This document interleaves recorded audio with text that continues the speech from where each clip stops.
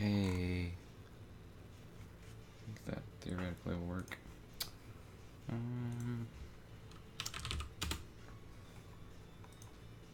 make this a little smaller. And hopefully that's still readable. Oh, as if somebody was going to watch this. Okay, so what was I even working on yesterday?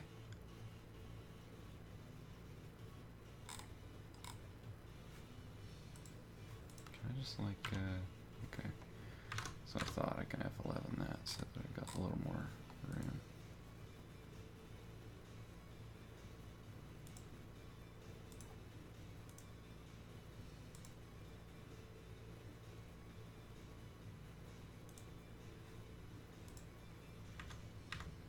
Yeah, okay.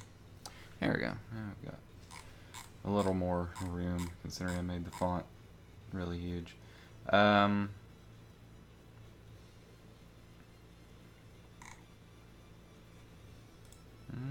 That sort of already happens. There's a bunch of to-dos in here. I should probably look through the to-dos.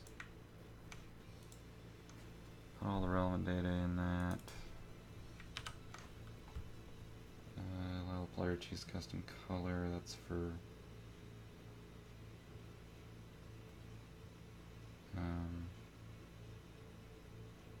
now this part's in here. That theoretically should work, although I don't exactly have that. I haven't technically implemented it, but it should work in theory. Don't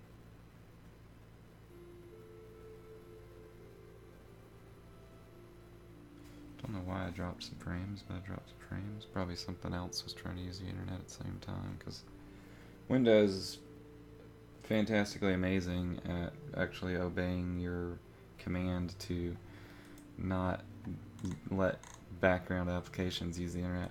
I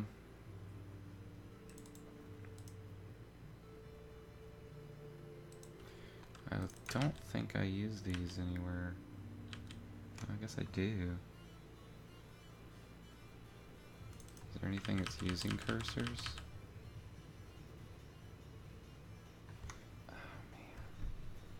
Still using that for that. Let's go through and look at that. Okay, so I'm gonna kill all of this stuff. So let's go to cursor.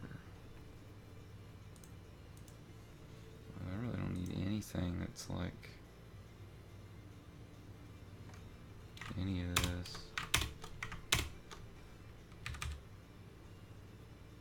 I don't need any of that crap.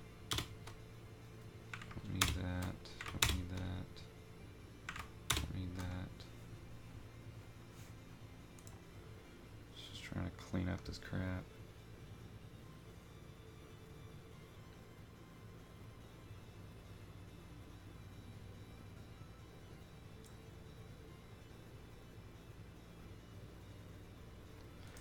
I don't need these.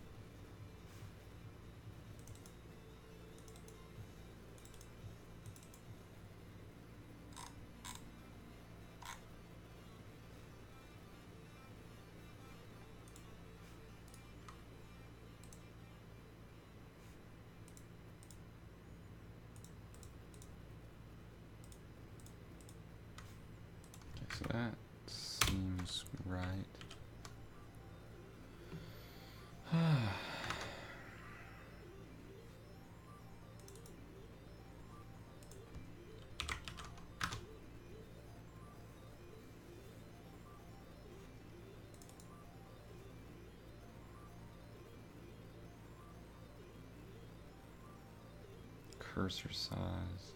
Huh. So I was using cursor size to define the size of the tiles. Well, that's pretty interesting. Do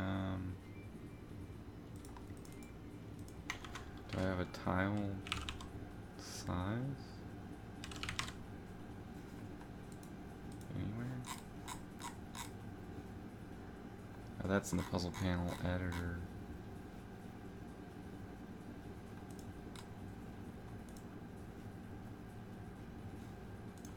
Let's see, tile size.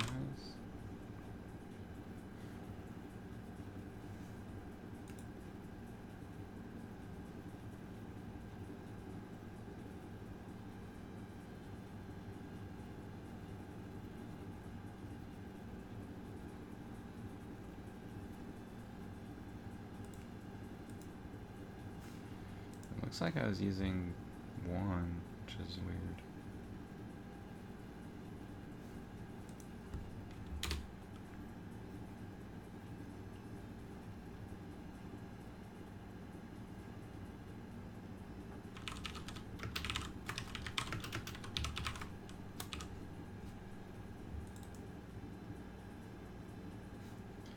I guess I gotta back up. Well, I might have I probably have the old code, so I don't have to undo stuff and look, which is always annoying.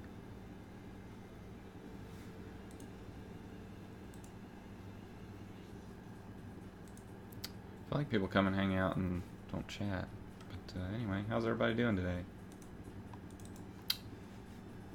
Let's see, so it should be this backup, should have...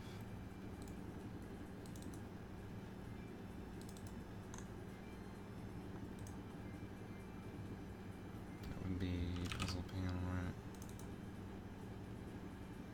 Oh, where CS is associated with Visual Studio?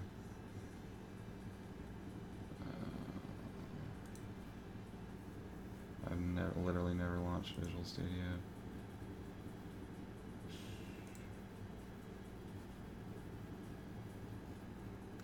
Installed it, but haven't launched it.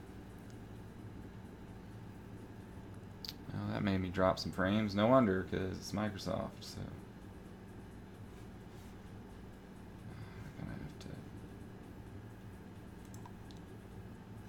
Oh, God, just... No!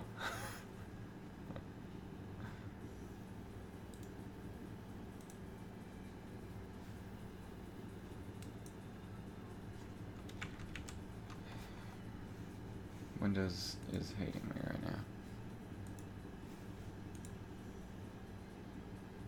Okay, God. Was Microsoft trying to ruin my day? So I need to make sure those are associated with not Visual Studio, but Sublime, which is probably not even in this list. Oh, here it is. Okay.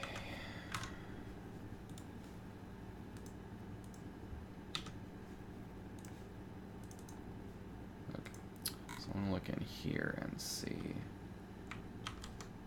cursor size. Okay, so it was 1. So I don't really know why I used that ever. I guess I maybe wanted to have support for cursors that would be bigger than 1 tile in size. So...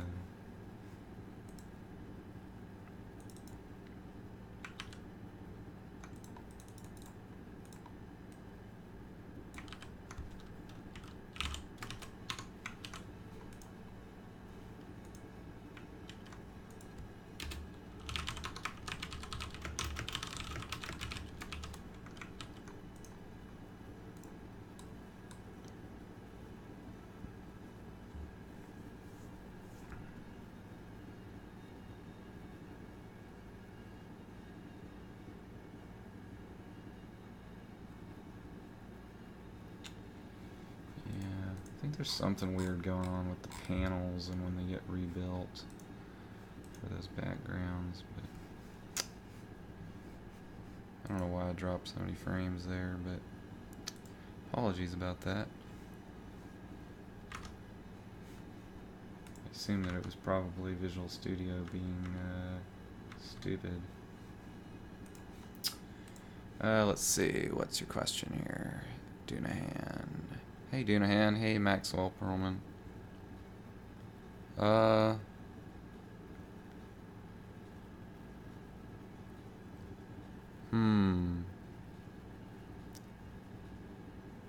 Yeah, that's sort of the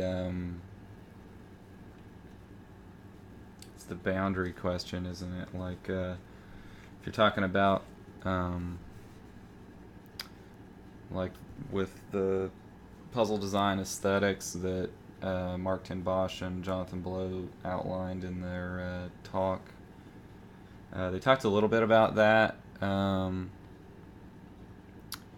but maybe not enough. But I guess essentially you're trying to say, like, where do you define the boundary of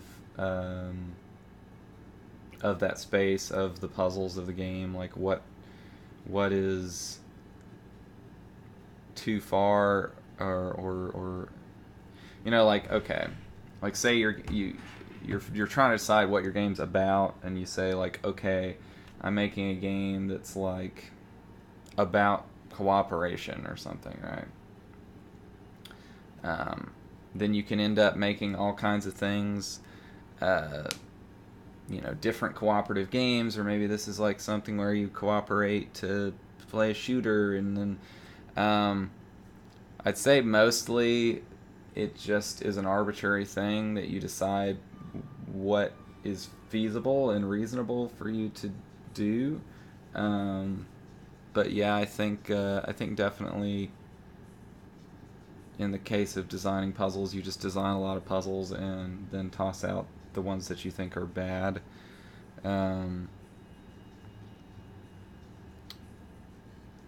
It's not even necessarily about bad versus good. It's kind of like just things that fit, or things that don't, or things that feel weird and not really kind of in line with the theme of everything else in the game. I think a good example in this game of stuff that might get tossed out is like this whole area here. And pretty much the way that all the puzzles in this area work is you have some kind of visual key, and then there's a puzzle, and you have to do something based off of that visual key. But some of them are good, some of them are bad, some of them are weird, some of them I could probably do other ways. Anyway, maybe that covers that. If you have any specific questions to add on to that, then I can probably add some more. But anyway, Maxwell, life's all right. I just moved, so the internet situation is a little more dire, or precarious at least. But it seems possible to stream in some capacity over cellular internet, but it's not great. It's doable. Let's see, I need to see what I was fixing here. Well, now I don't seem to have the problem, so I must have fixed whatever it was. Oh yeah, I remember I did fix it. I just disabled the backgrounds themselves. Oh, this puzzle's broken now. Yeah, actually all these puzzles are broken. That needs to get fixed. Because now, yeah, there's not gonna work. Oh, shoot, so I gotta figure out what to add on that. Okay, so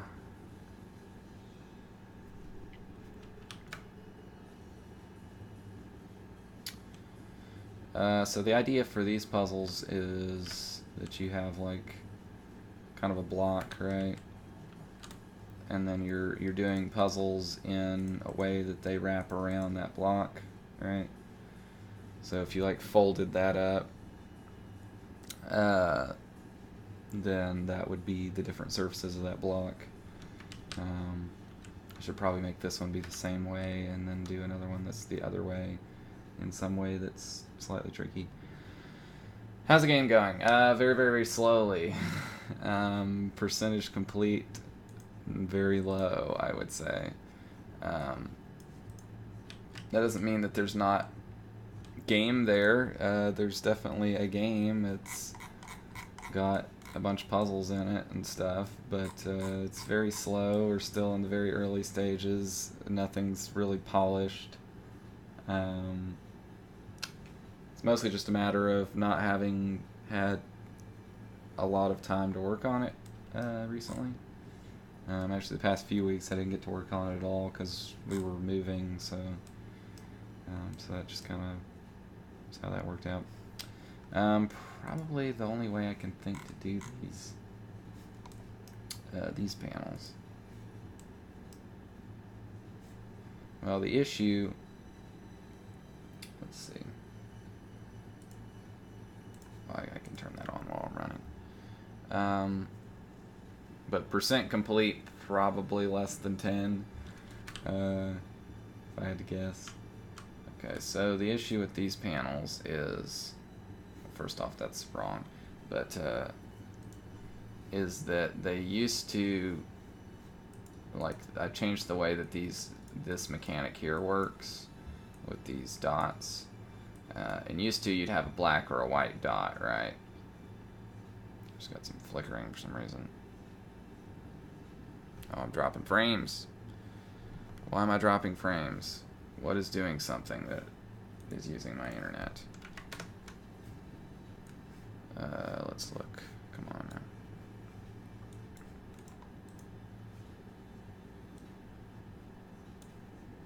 Well, I don't see anything else using it, so.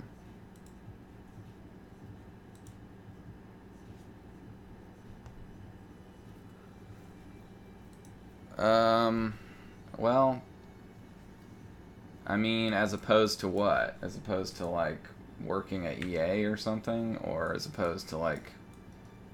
I guess that would be the, my follow-up there. But anyway, so on these, like, used to, these would be black, so these tiles would have to be on, and then this one would be white, so it would have to be off. Which I can do by, like, locking tiles, but if I do it this way, then those will be locked on, and that would be locked off. And that's certainly doable, but it's not really in the spirit of this particular puzzle. Like, the spirit of this particular puzzle is that you should have to be like, oh yeah, these are going to have to be on, and that one's going to have to be off. Because there's nothing on the panels really to indicate stuff, so these puzzles are all about, like, figuring it out just from looking at this thing, whatever the image is. So, like, I can certainly make it work that way, but I have to think about what do I want to add to make that a requirement. Like, do I want to add another thing? Well, I guess my mindset is I have a hard enough time working on the game in the evenings, or, well, not really in the evenings, it would have to be in the daytime because I work evenings, but I have a hard enough time working on the game when I'm working doing, like, photo retouching on a computer, which is what I normally do, or sometimes I do other stuff there, but I have a hard enough time doing that. I think it would be even harder if I was doing the same thing as a job that then I'm gonna go home and do in my spare time. Certainly you could make more money that way, but I would have to move to do that, and I don't know if I want to move. I could. It's not impossible, but I don't really have a lot of reason to do so otherwise.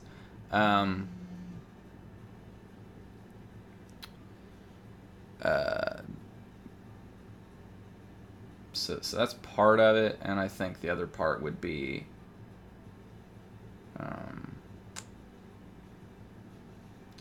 sorry, I got distracted.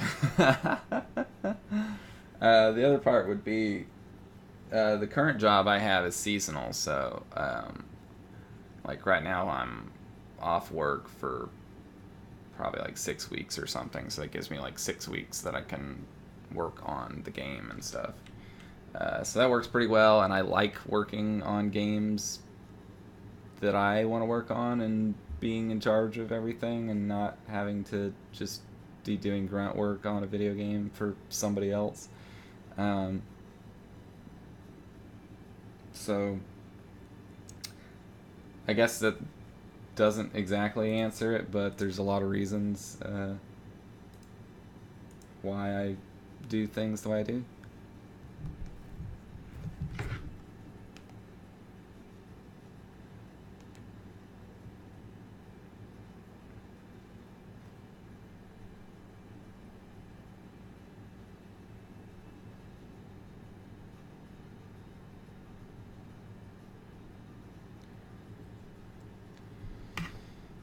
Yeah, I mean, working on indie games is, if you're doing it full time, is kind of difficult, um, and certainly puts a lot of pressure on you to get a lot done and keep working on stuff, and if you're the only one doing it, then yeah, it is slow. So let's see. So these ones should be locked. Oops, should be locked off. I'm just gonna do them this way for now to make them work.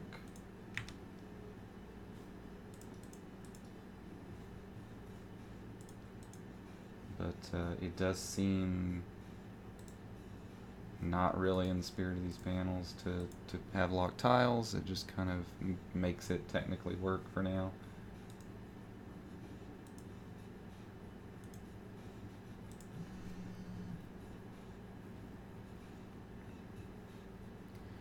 Man, I am dropping so many frames right now.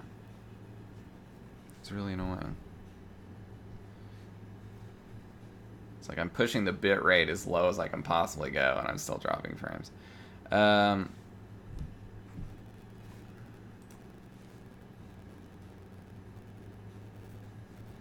It was the stream was working perfectly fine yesterday when nobody was here. It's all your fault.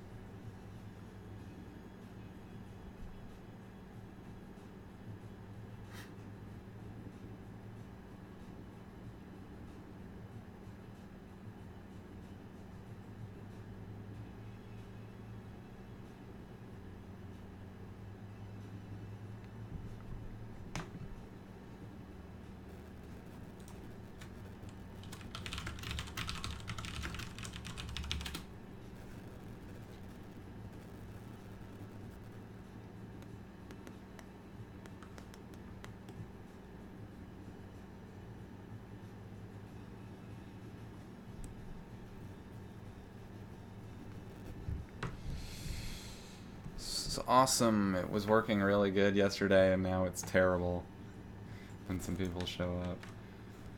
It doesn't seem like anything's using network in the background, but sometimes it's hard to tell.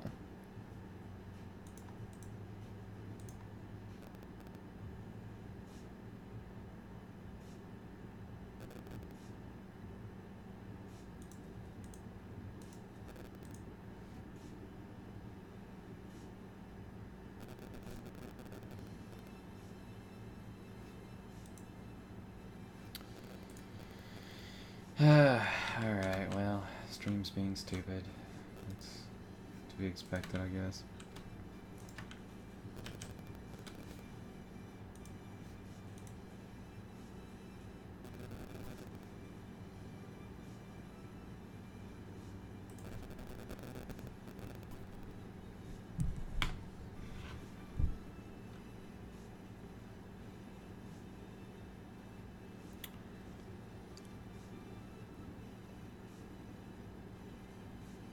Maybe it'll work now. No.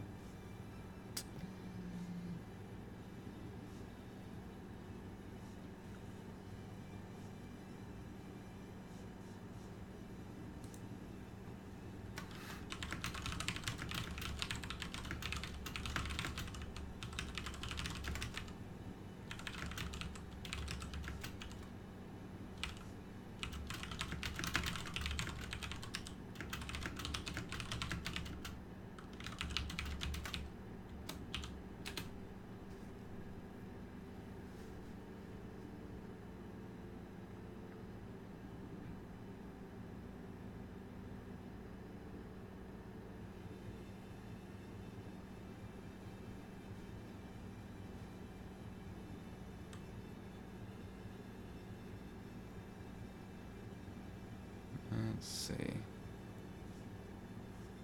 it gonna work now? Because if it does, then that's pretty much the indicator that I was right about the reason that it was not working.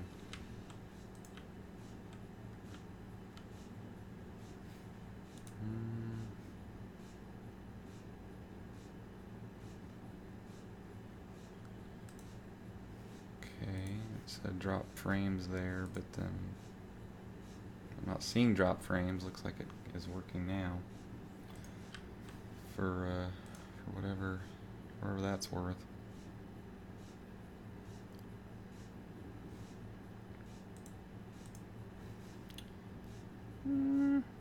Okay. Let me fix this thing.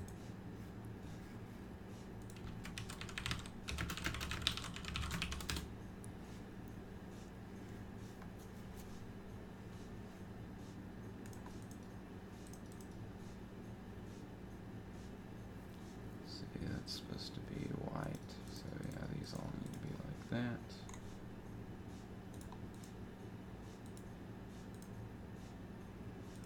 But yeah, it's just kind of not in the spirit of these panels to have locked tiles.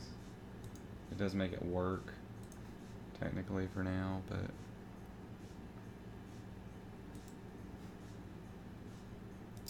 it also kind of gives away the secret.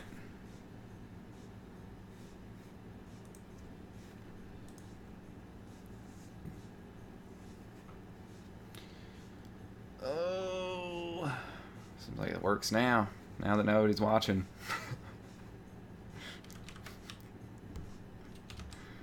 I told you that's what it was. I knew it.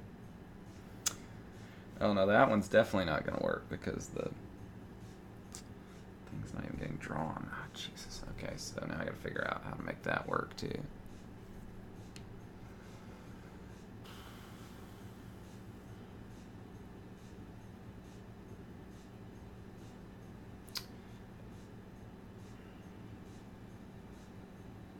It's gotta be something to do with the way that I'm handling draw panel requirements.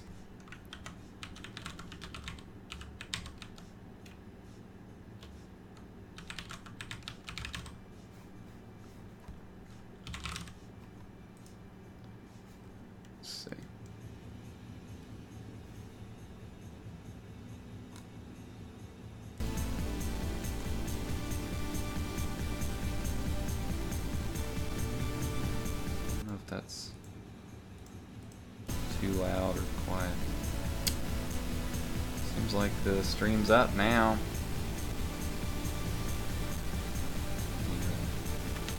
Tweak that.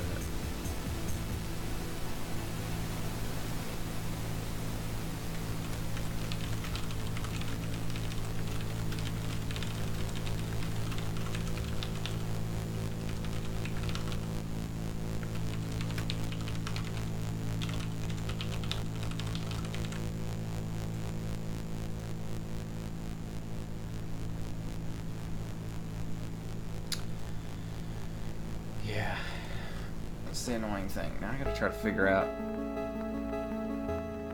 There's not really anything to do other than just tell people to not text me while I'm streaming. For some reason, texting throws off the LTE. guess that makes sense because it's not going through LTE data. It's probably going through like 1x or something. Okay, so draw requirements.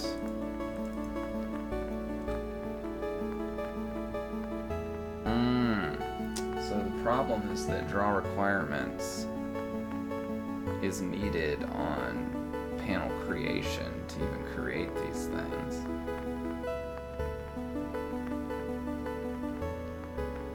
Really what I need is I need all of this to get created. And then I need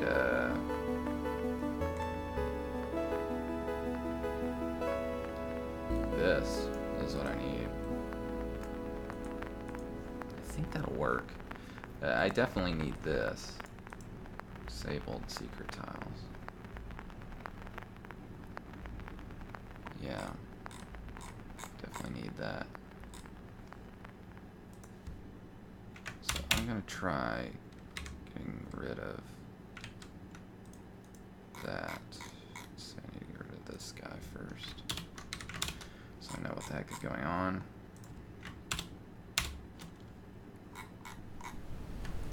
So dedent that.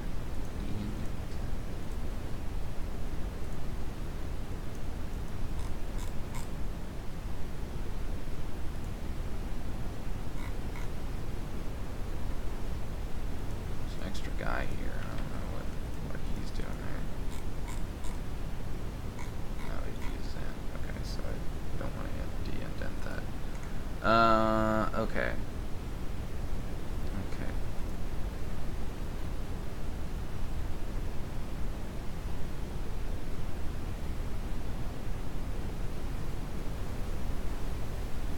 I guess the stream's up now. Looks like it's up, at least on my end. Brought up the like inspector to look at it.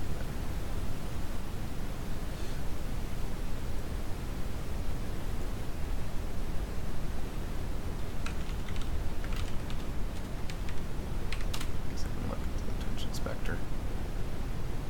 See whether I have any problems. Had some issues earlier, definitely.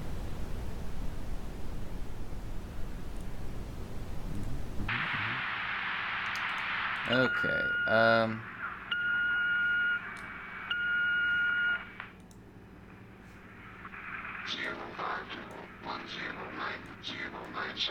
This is a weird end track on here that I don't need.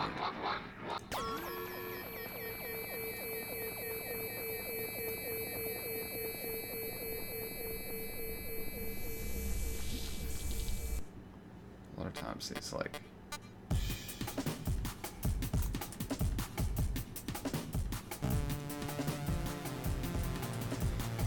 okay, so I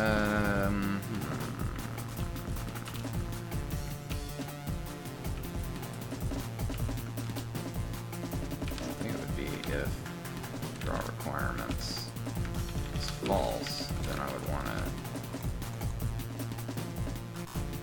I'm gonna start with this tile outline overlays, but I don't think that's the right thing to do. I think probably I want to do.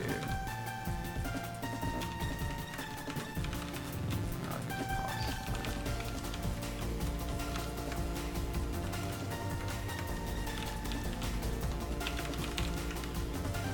So I'm going to try the first one to begin with.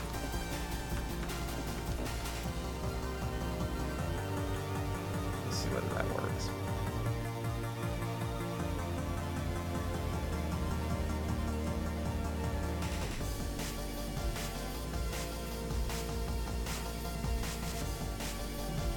No idea.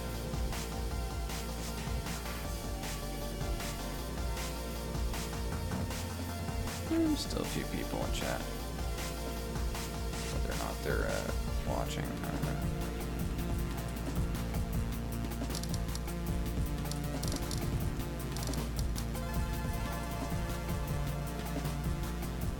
Okay.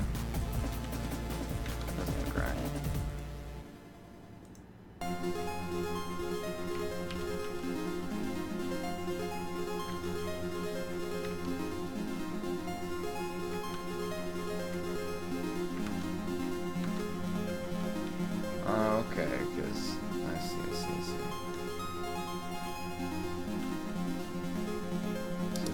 guys have their outlines. The issue is I'm not drawing the outlines, so they look like this.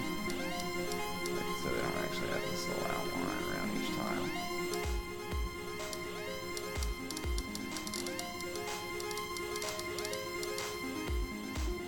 It's interesting that does show me how much ostensibly wasted space there is on the panels, because the actual tiles are only that big, right?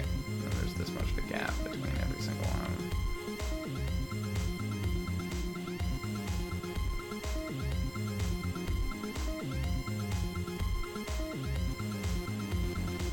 So I kind of wonder, like, how small you can make these potentially.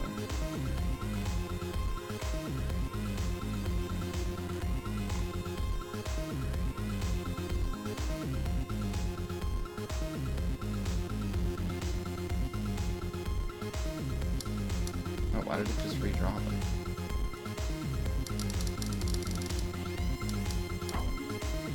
This is really weird. Why I get certain behaviors that only happen when the editor rebuilds it. So it must be something to do with the way that it's getting rebuilt by this.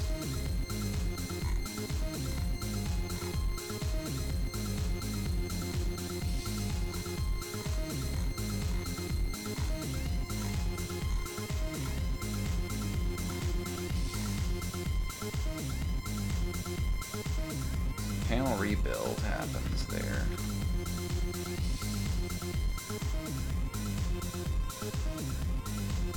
I'm really wondering though why the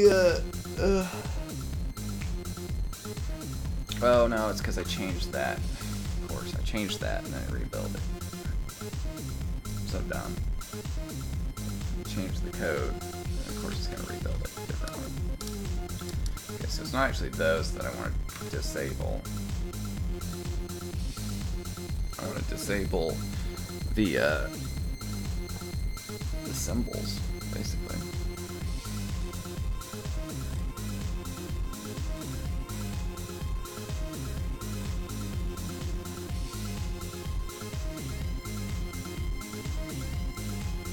Okay, so let's go back up to here and see what's going on. Panel requirements, overlays gets added. Tiles, symbols gets added too. Okay.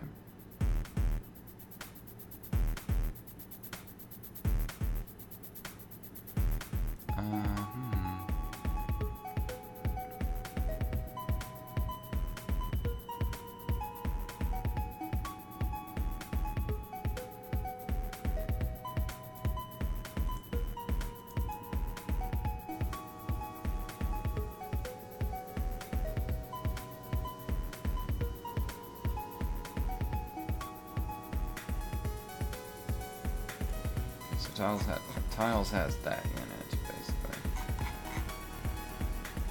Okay, so let's see. So we're looking at one tile. So tiles plus dot symbols.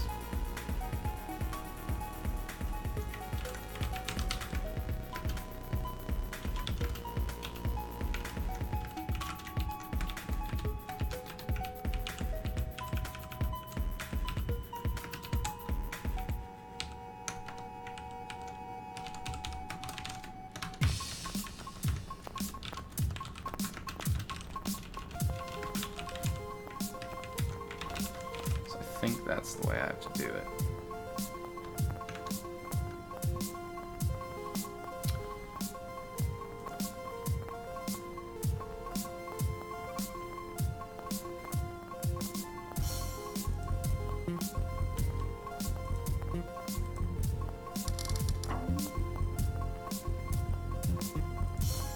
Yeah, that seems right. So that should mean, in theory,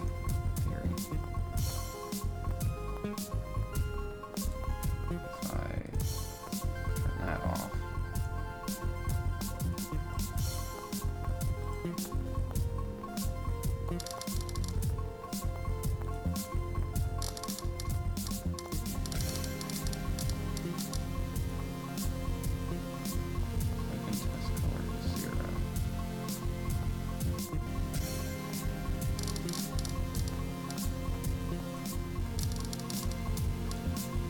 with that whether it's enabled or not, so at least there's that.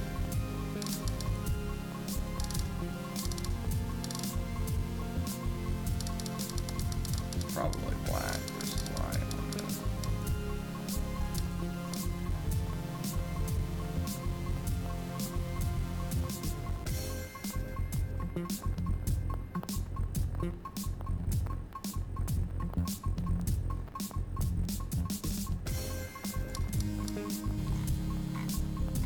Actually, I don't know whether that one matters if I lock those, but.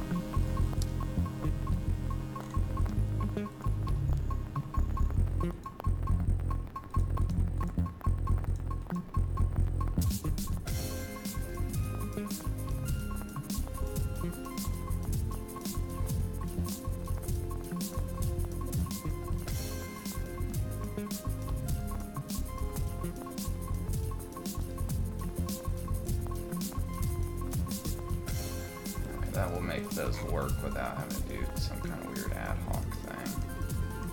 At least for now, they'll just kind of work.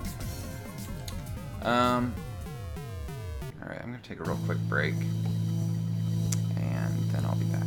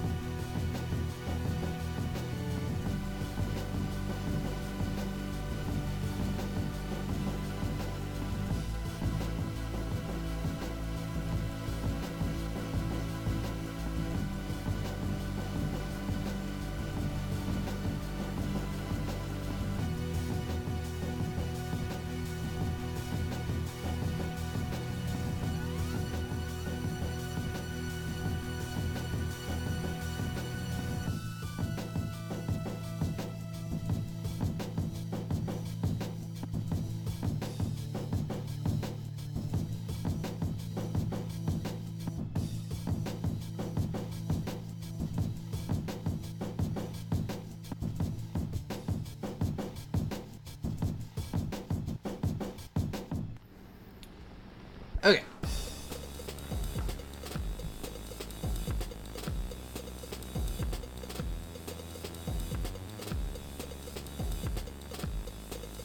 Looks like the stream's been doing okay now, so that's good. Apologize for all the nonsense earlier. Probably most people left because it was getting pretty hairy, but let's see. So do I want to actually fix these panels is the question. There's really one thing I could do is just add a check that's like hide locked tile, basically.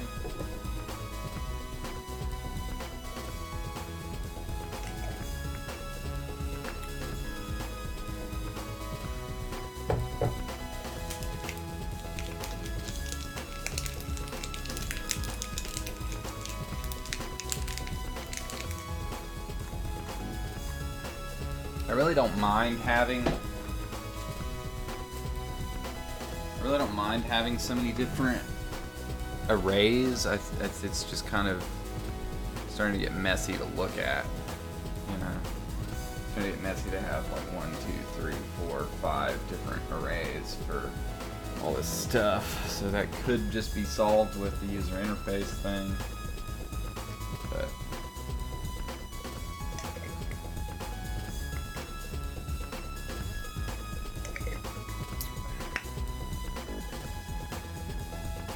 or I could add a thing that's just an extra thing that's like require.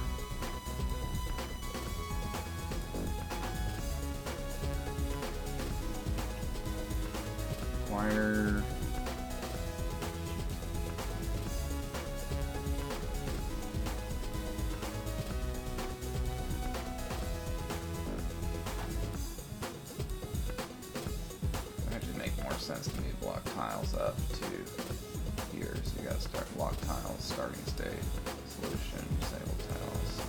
I don't know. It's just kind of a mess. I'm just trying to figure out what the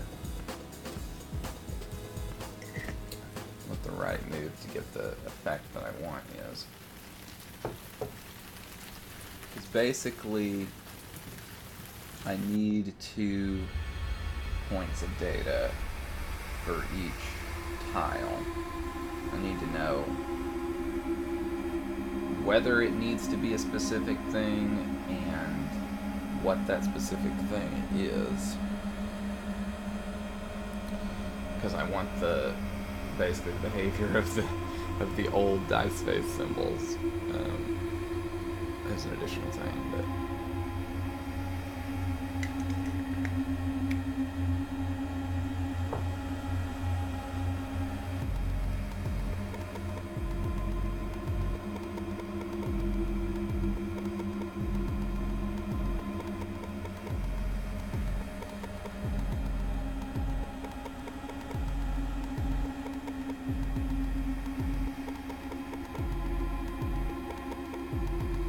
I have secret tiles, and they're like, no, I don't think there's any panel in the game that actually uses secret tiles at the moment. Which is basically a tile that gets considered for mechanics purposes, but is not visible.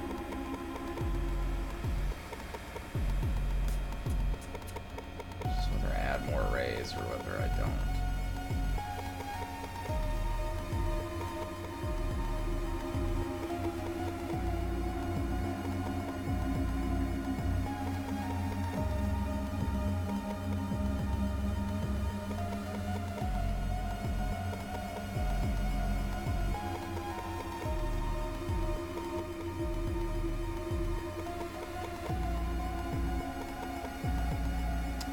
I guess I should just add the more arrays. It just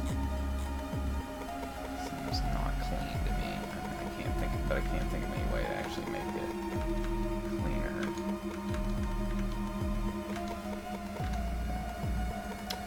So the arrays would be bools, basically.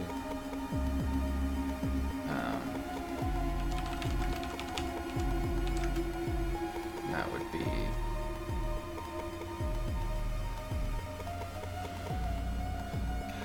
so much overlap, and anytime there's overlap, I feel bad about it.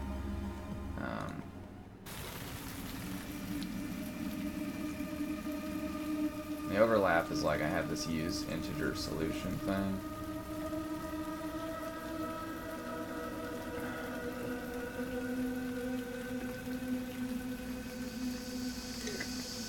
for tiles where I have a specific solution, I don't use an integer solution. You just check some boxes like that.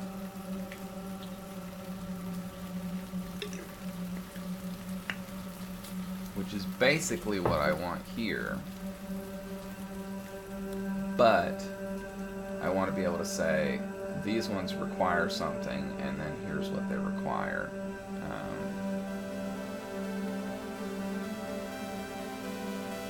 It's more like optional tiles.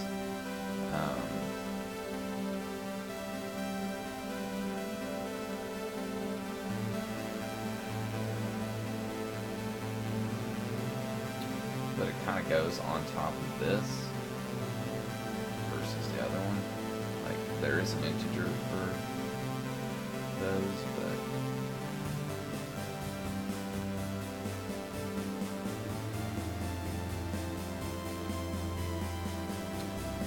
so it might make more sense to take it to where I have this. Then there's also this.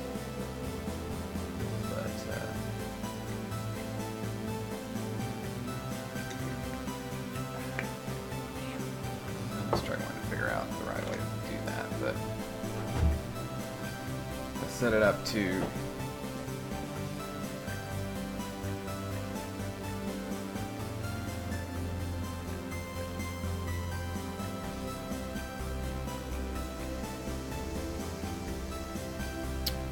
this is just not going to work for me.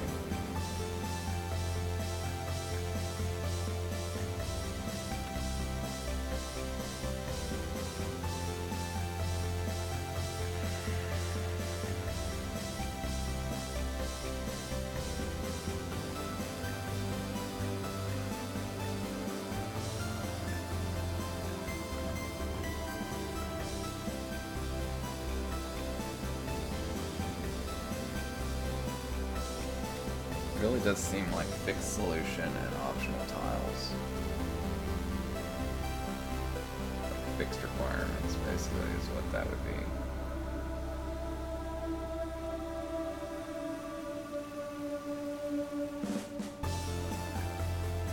I have a lot of puzzles to do that.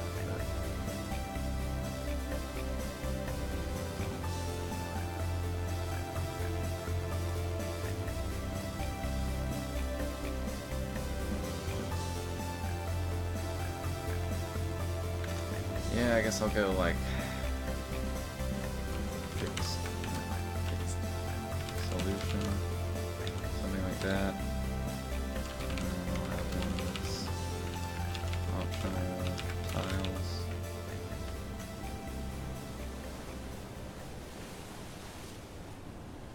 It's going to be basically blank on all of them by default.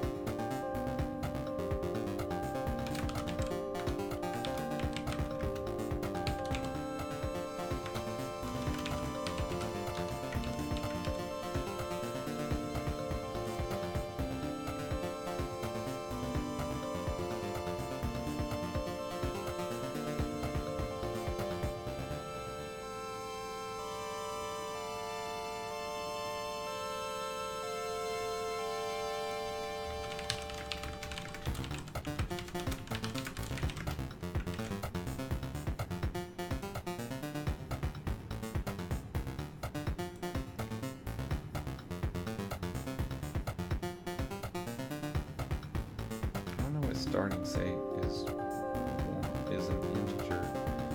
Seems a little bit weird to do it that way.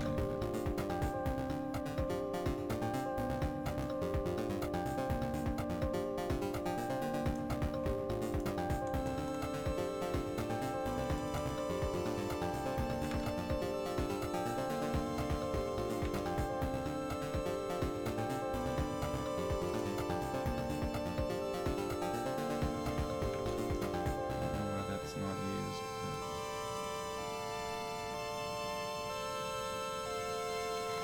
because I'm like not actually doing color blending time.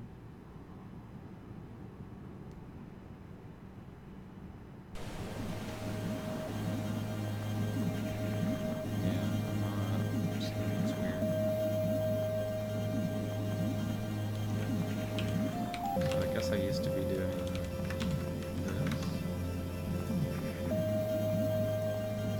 There's like an interpolation on this of the blend.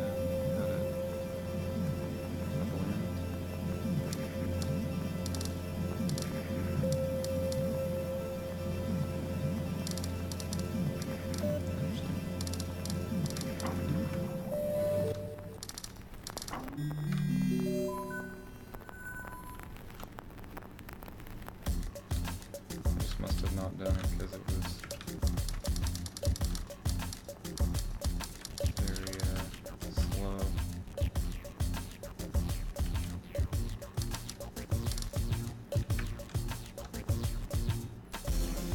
Zoom in more in this little area.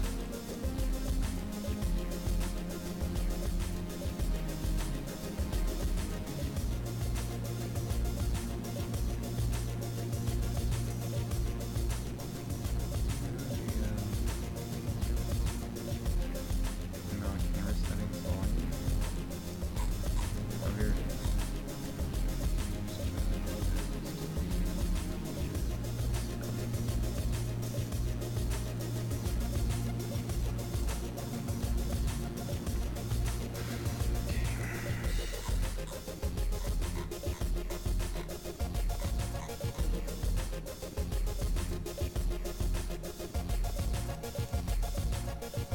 Yeah, I need to go through and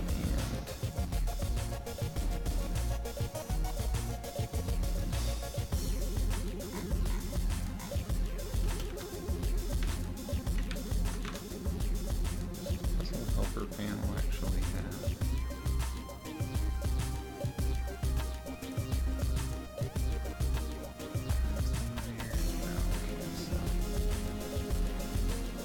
Oh man, there's all this stuff that you forget.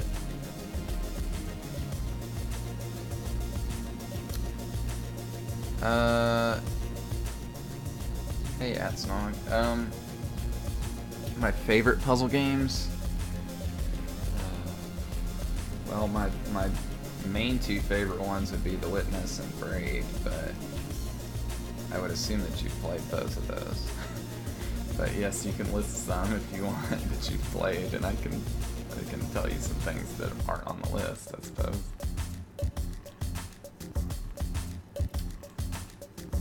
That might be worth looking at. What's it doing? Oh yeah.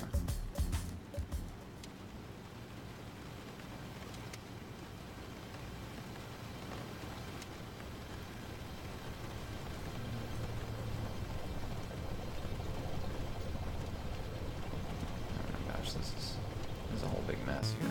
Scripts editor. Here we go. Puzzle helper menu. I need to look at this.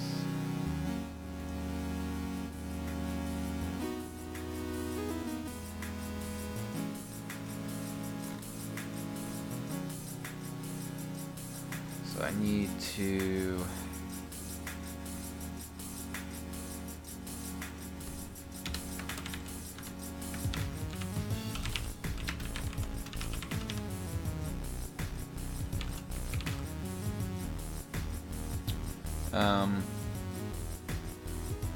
yeah, Portal, Chamber, the Swapper, those are all good. If you haven't played the Talos Principle, that's really good.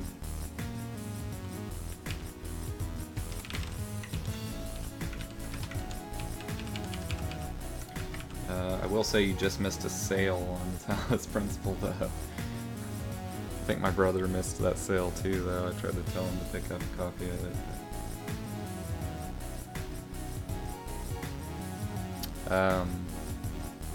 Yeah, Steven Sausage Roll is good. I haven't finished it yet. Riven. It's been a long time since I played Riven. Abduction I did not like.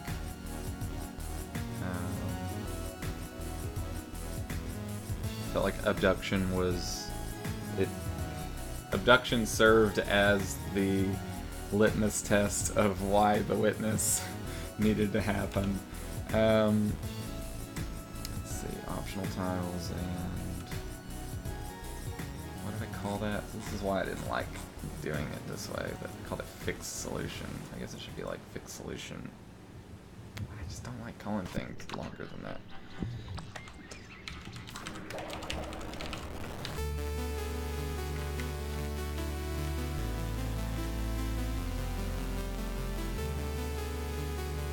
It really needs to be fixed solution optional tiles like that,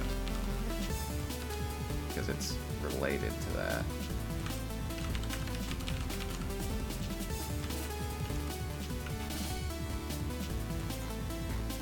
Like it's not optional tiles for the other solution, but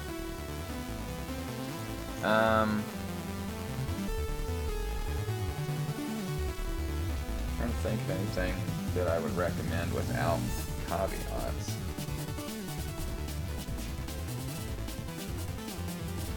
Yeah, Zachtronics games, somebody called it something else, I can't remember what, but I called them sandbox puzzle games, but somebody else called them, I can't remember what they called them, but yeah, those kind of puzzle games can be interesting.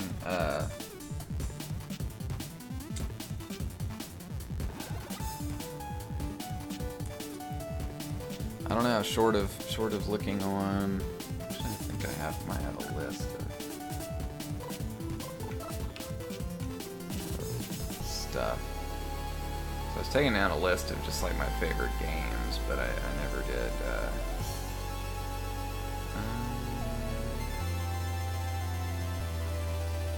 So you're looking specifically for puzzle games. If you haven't played Snakebird's good. If you haven't played Inside is good, although I will say it's very light on puzzles and more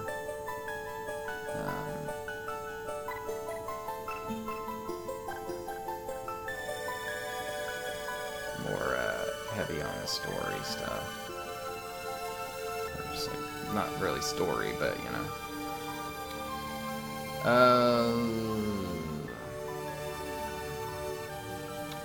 That's pretty much all of the puzzle games on that list. Upcoming ones, yeah, Megakure, yeah, I haven't played Megakure. I have played Manifold Garden. We'll see how Manifold Garden turns out. It certainly could be quite good. And museum simulation technology is also interesting.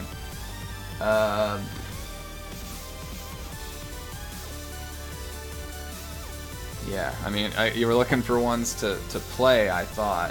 If you're just looking for ones to keep an eye on, I would say, well, I don't know that there's actually a way to keep an eye on this one, other than his Twitter, but a friend of mine, Andrew Fender, is making a game called Sausage Dog Tends to Infinity, which I think he's actually streaming development of at the moment, but I don't know if he has any tweets of it, but it's kind of, yeah, it's from May, I guess. So it's kind of Steven's Sausage Roll-like, but it has a different mechanic that's sort of kind of like 3D Snake. It's actually very good. So I would keep an eye on that one.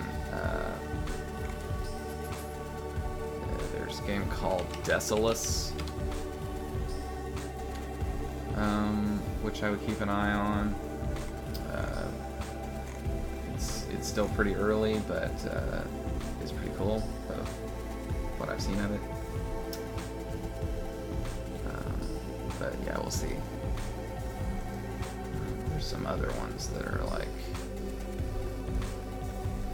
coming out later that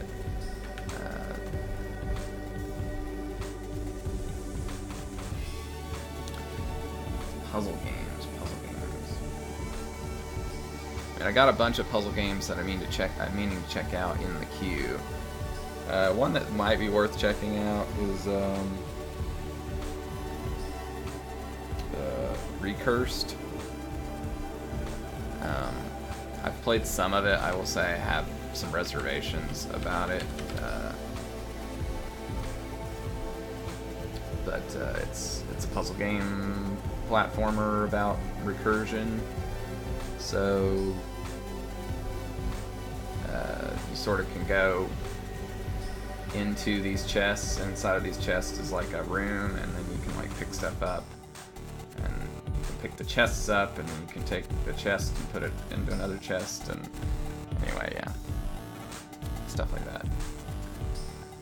What I'm up to right now was Atsnog in the chat asked me for recommendations on puzzle games that he might not have played or heard of, seemingly either already out or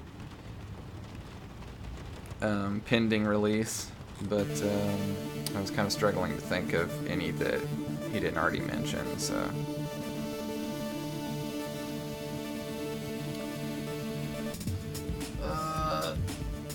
Oh, I might recommend Fract, if you don't know Fract, if you haven't played that.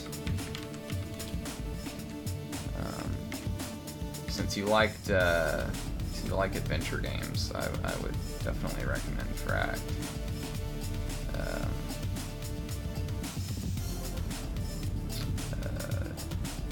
These are all just videos. Oh, here we go. Okay. So Fract is like a music-themed puzzle game. It's already out, so. But it's like a first-person adventure, but all the puzzles are kind of themed around synthesizers.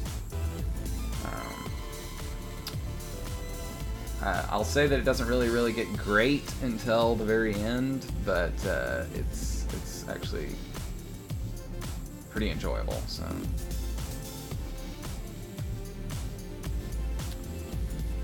Have I ever made non-puzzle games? I have made non-puzzle games, or at least very small ones, but I mostly make puzzle games. I guess this Dive here would be the only one that I actually have up there. Most stuff I have not finished or was just very prototypey, but oh no, I did a few for at least a couple for Variety Mega Jam. So Variety Mega Jam was back in 2016. It was a thing where you're supposed to make 10 different games in 10 days in 10 genres. So I ended up making 4 games in 10 days in 4 genres. But I made a very simple text adventure, which I wrote from scratch. So that was kind of fun. I don't know what you would call this genre, but this is probably the best one. It's called New Unity Project. But the genre is sort of like, I don't know, whatever like Stanley Parable and The Beginner's Guide is, whatever you want to call that genre, where it's like a kind of a guided experience, but it's not really a walking simulator. It's a little different, right? This was actually a cool one, I think, that I made, which is a basketball game. But it has some interesting things to it. This one I was not happy with how it turned out, but was supposed to be a simulation game where you operated a public transit thing, but first person choice explorer. Yeah, except it's a little more like Beginner's Guide. There's less choice to the thing that I made, but I just mean in general that kind of game, like what was that other one? Whirlwind Heist thing, and 30 Flights of Loving, and you know, whatever that genre is, it's that kind of thing. And that's probably the one that I would recommend out of all those. I guess I could post a link to that in chat. But those are all free. Those are the most recent non-puzzle things that I made. Actually, originally, Taiji was not going to be a puzzle game, but it just turned into that. It was originally going to be a Zelda type game, but I cut the combat out of it because the puzzles ended up being a lot more interesting than any of my ideas for combat. Okay, enough of talking about stuff in the abstract. I need to get some more things done. So, I need to go and change this to verify. Let's see, fix solution optional tiles. It's a terrible, terrible name. I will say I'm not getting to William Cheer level of terrible namings, but it's pretty messy.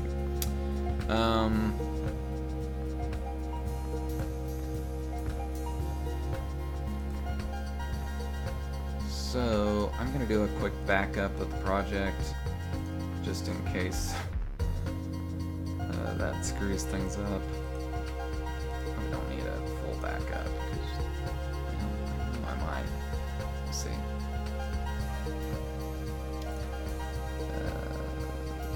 Let me double check that this puzzle helper menu is going to be the right thing, because that should go and verify this, and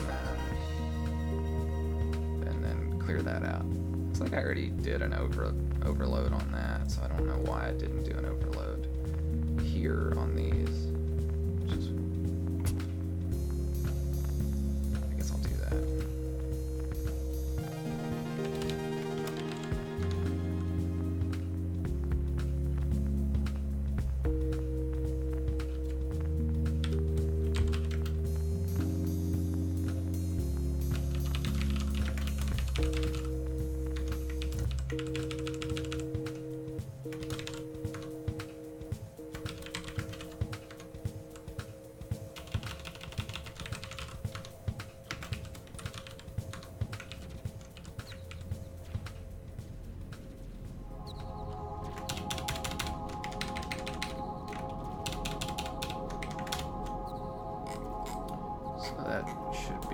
I think I can overload inside of here with a method, but we'll see.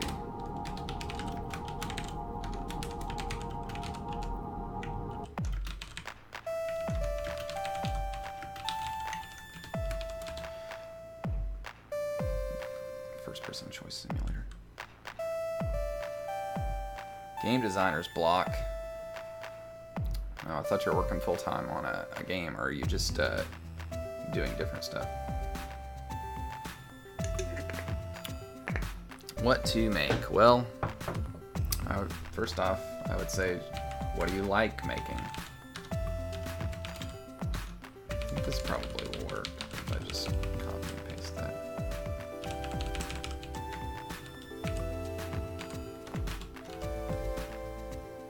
Just make that int.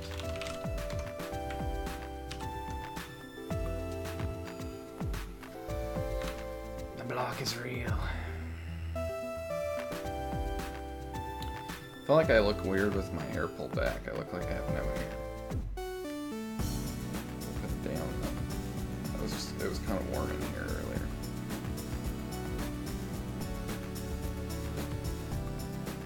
Many prototypes.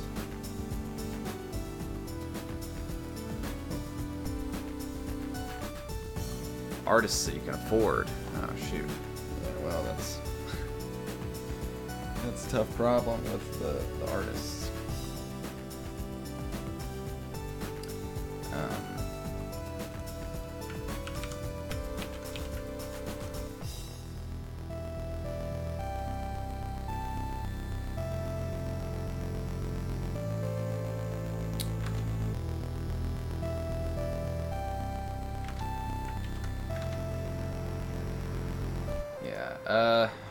affording to pay people is definitely way harder than just affording to make games, which is primarily why I don't have anybody else on the project to do the art.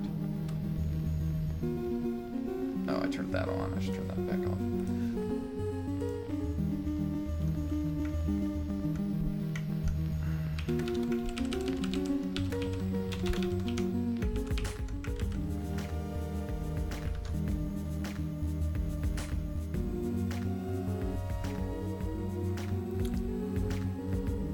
Well, I mean, I don't just make what I enjoy playing. No, I wouldn't say that.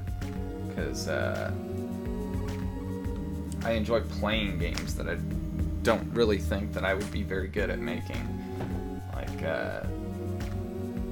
Like Dark Souls is one of my favorite games, and I know basically nothing about making action games that are good. So it's partly like I make what I think I'm good at making, or at least I have a good chance of doing something that somebody else couldn't just do. So I don't know.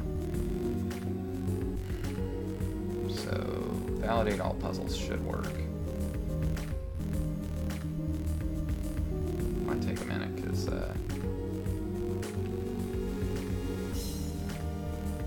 test was not initialized properly. Oh yeah, test.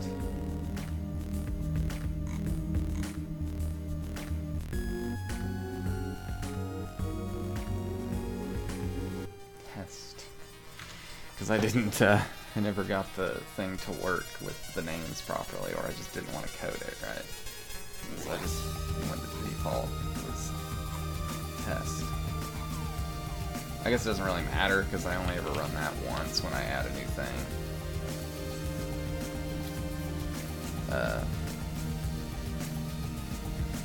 But as far as the kind of games that I enjoy making, those are usually the kind of games that I enjoy playing as well, so let's see if that works now. Like, I like weird puzzle games, and I like making weird puzzle games, so those are both in the same wheelhouse. Still find it absurd how bad the immediate mode GUI stuff is in Unity. That's unfortunately a thing you can't see on the stream, but because the frame rate on the stream is so low. But like the pane over here that has my custom inspector in it, like scrolls at like 10 frames a second or something, which is what the stream is at, so that's why you won't be able to tell the difference. Whereas this one's like perfectly smooth, 60 frames a second scrolling. It's because they're immediate mode stuff. I mean, my thoughts on it are it looks interesting, but I don't know whether or not, first off, I don't know whether or not it'll be good. Secondly, it might be a PlayStation exclusive, in which case I probably won't be able to play it, so it really doesn't matter.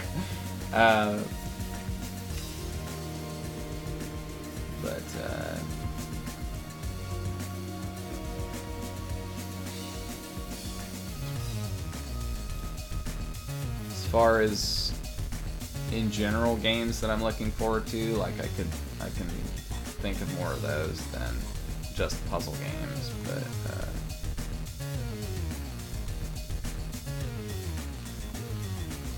or at least taking a look at if I'm not looking forward to it. Okay, so I gotta add this stuff to the editor. Speaking of slow custom inspectors, looks like my my custom CSS for the well, maybe I don't know, because I don't know. Mine's showing up right as green, but Maxwell's is showing up the same color as AdSnog's on the stream. Okay, cool, AdSnog, I didn't know that. activities outside of game dev. Yeah, I write music. I don't do it that often. Part of the thing with game development is it kind of can subsume all creative things. Like, you can do design stuff, you can do art, you can do music, you can do, so there's a lot that goes into that. But usually when I'm doing music, it's less directed than the stuff that I'm trying to do with games. Let's see.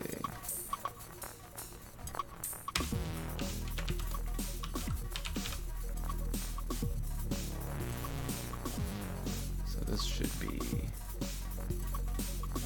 fixed solution.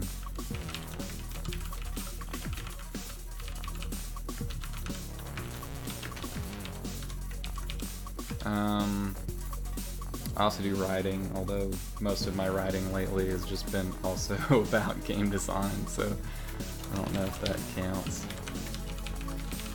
But I used to write fiction and stuff.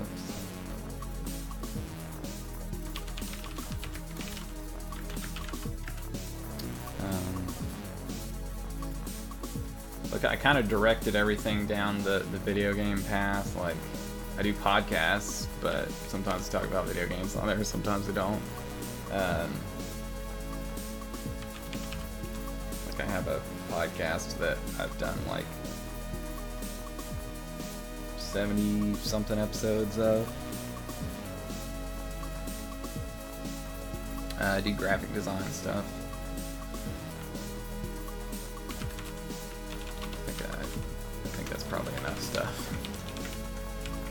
So I guess the answer to the question would be yes.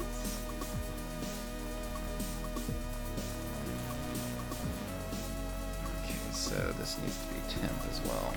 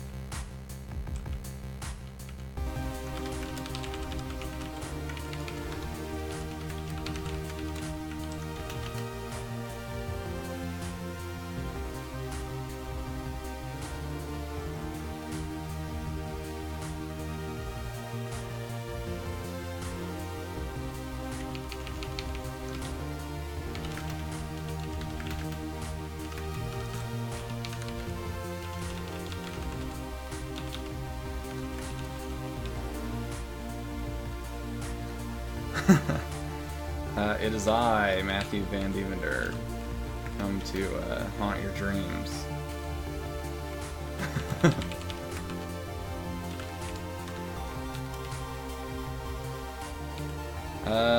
Mostly if you see me, it would be in William Cheer's channel. But sometimes I'll watch Jonathan Blow, or occasionally I'll even drop in on Handmade Hero, although that's pretty rare these days.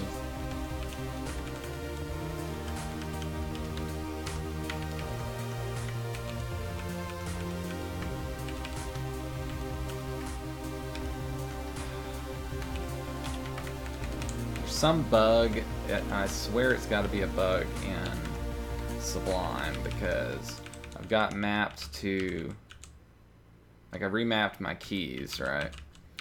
And so if you hit Control right, which is not, it's not right, but it's L. So Control L goes to the right by a word, and so Control Shift L should go to the right by a word and select, but it doesn't select. If I hold Alt, it'll select the single subword, but Control Shift L doesn't do anything, so then I have to move over to the right key. Anyway, it's annoying.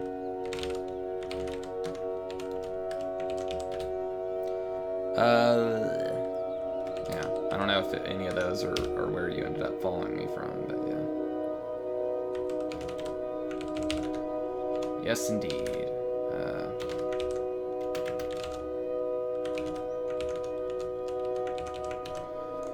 I gotta add all this stuff to this editor because I haven't added any things in here in a while. But if you were wondering what's going on, let's see. I am working on a game called Taiji, which is a puzzle game. It's just an open world. You kind of go around, you solve these different puzzles, and all the puzzles are kind of this variety here, where you've got a panel of tiles that can be turned on or off, and you have to figure out whatever the correct pattern to put on the panel is. And so there's all kinds of different puzzles in the game that all have different rules and things that you have to figure out as you go through the game. So that's what the game is. And right now, I made some changes to some things recently, and how one of the main mechanics in the game works. So now I'm having to like fix puzzles that sort of relied on the way it worked before, but need a little bit extra now to actually still work, because I think that the puzzles still make sense the way they are, but anyway. Simplest thing to do would have just been to add in a checkbox that was like a hack for like all the use the old version of the code, but I felt like that would be messy. Well, I mean, depends on what puzzles you thought in The Witness were cumbersome, I suppose, right? And in what way you thought they were cumbersome. Let's see, sable tiles, lock tiles.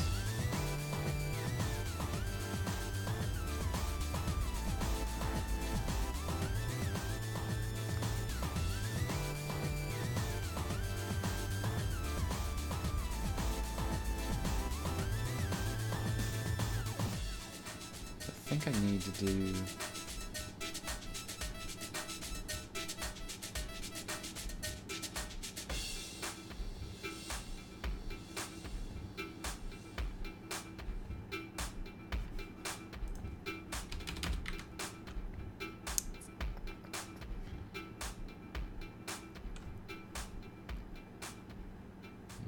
I guess it would be...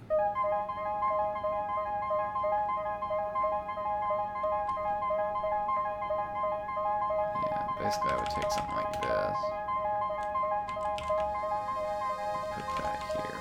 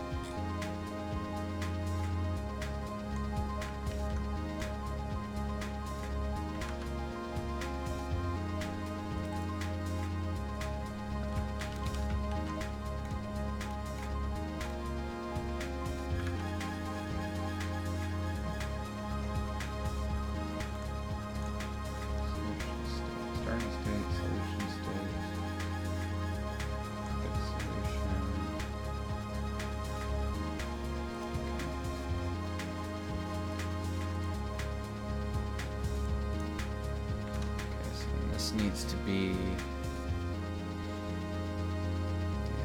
toggle boxes.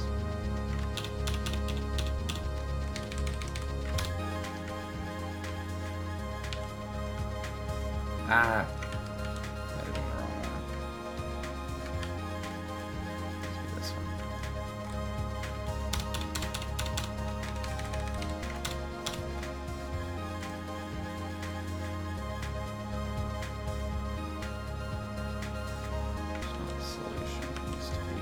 fixed solution.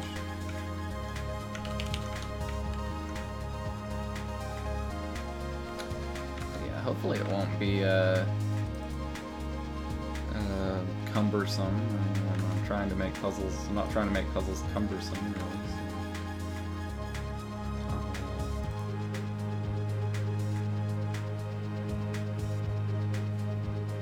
Okay.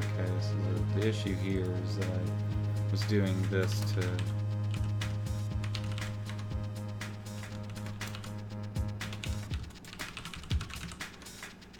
I get it.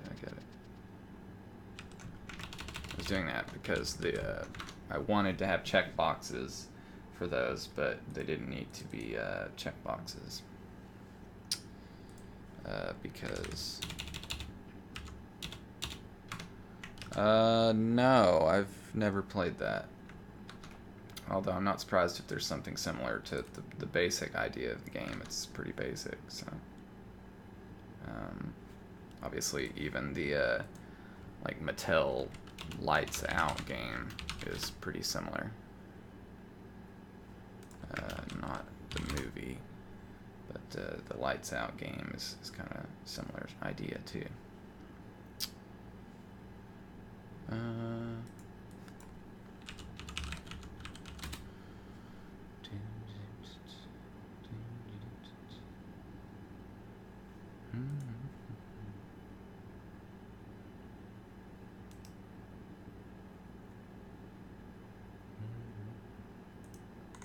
Okay, I see. Yeah, it's sort of like anyway. Yeah, there's like a million different different games like that. Obviously, like, inspiration's always helpful.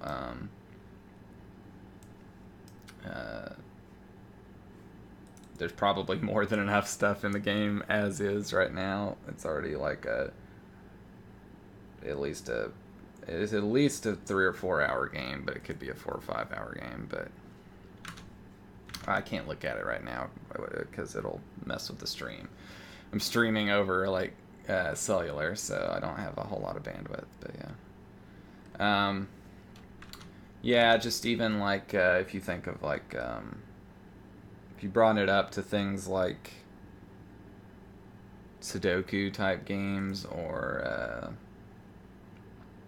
like Picross or whatever the non-Nintendo brand version of that is called. There's a lot of games like that. Let's see.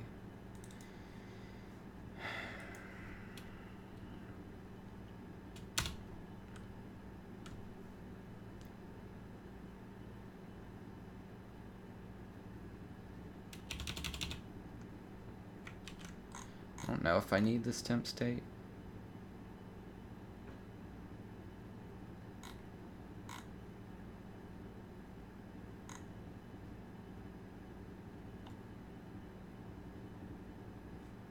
Doesn't look like I do, so let me just look at this and see how that works. Oh, it looks like that music ended.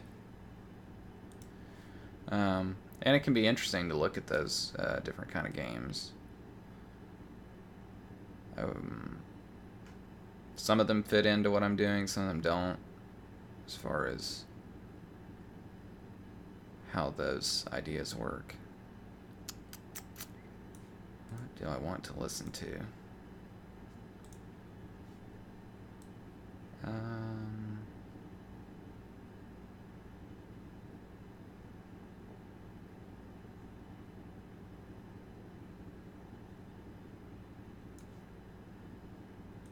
don't know, listen to like some video game music.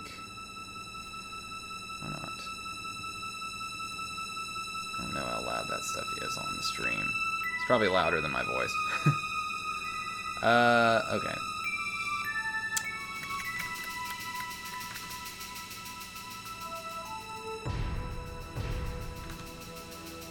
Yeah, that's what I was going to do. I was going to go up here and look and see, oops, what that looks like versus that. They look about the same, so I'd say that that's probably the right thing.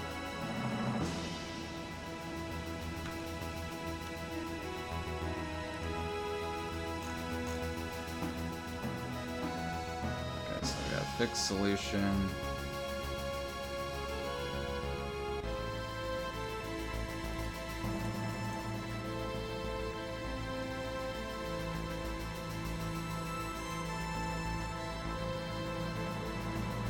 basically what I wanted was to have, I don't even know if this is possible, but I wanted to like have an area here with one of these, and then another area here with another one. But I could try to do what I'm doing, but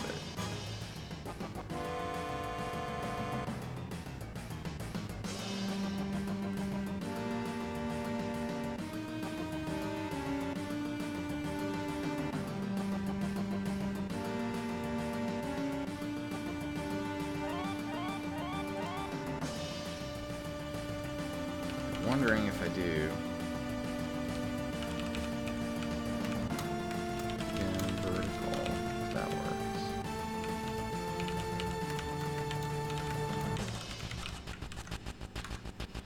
Probably will put everything some weird way. Okay. Let's look at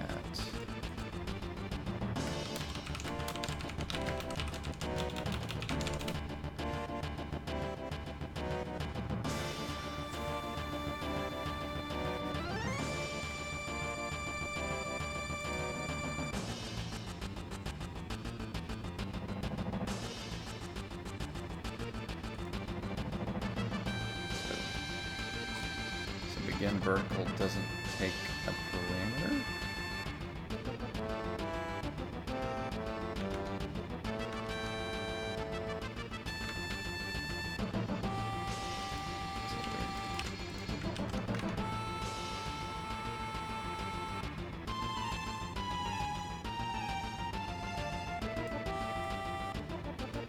So it doesn't really look like that's the right thing.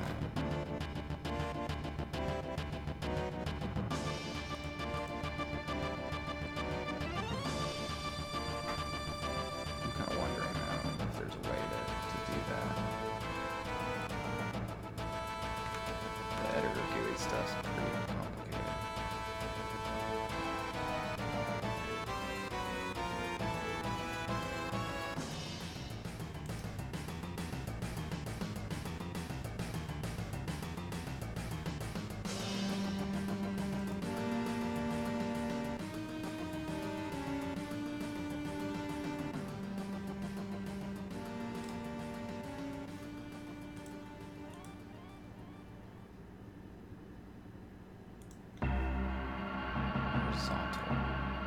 Horizontal scope.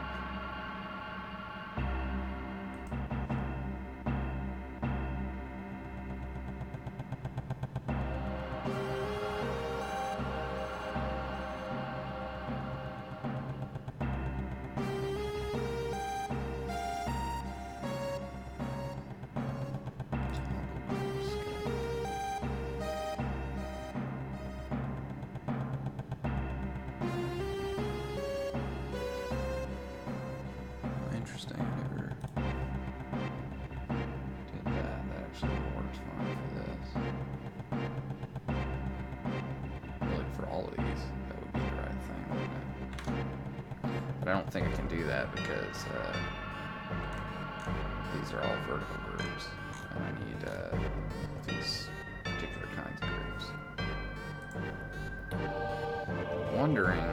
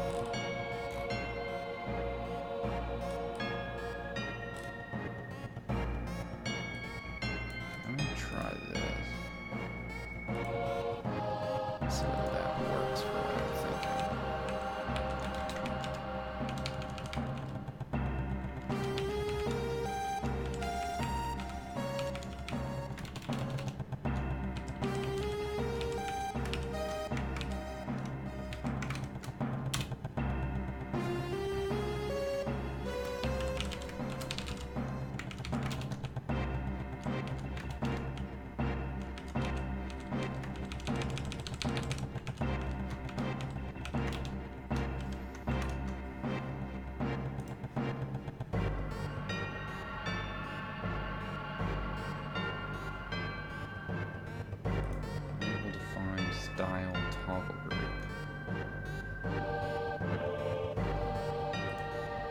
So it's a style that is what that's feeding into. So let's go to that.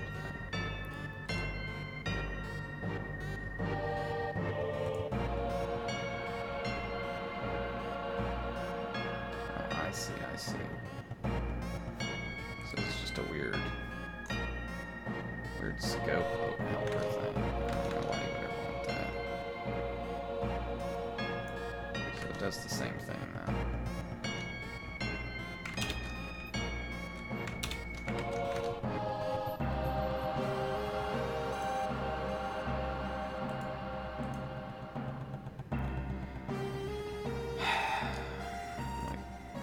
I guess I'm just kind of wanting to like figure out how this works so that I can actually make it work for once instead of just continuing to just let it be the way it was, right?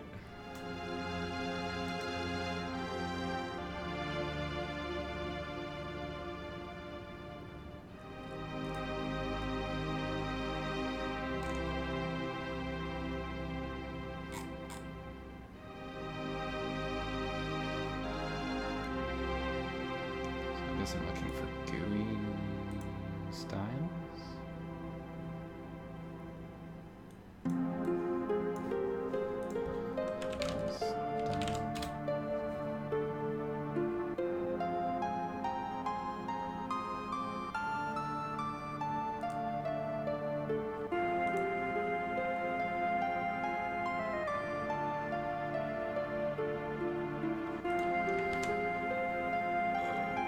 So that works, but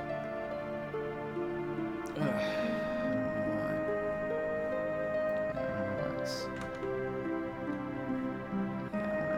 Like I can just put this and put another one, and then I end up doing all this stuff vertically. But I thought, like, if I could have like a little thing where there's two side by side, it would work pretty well. But I feel like there's got to be something involved in setting that up, right?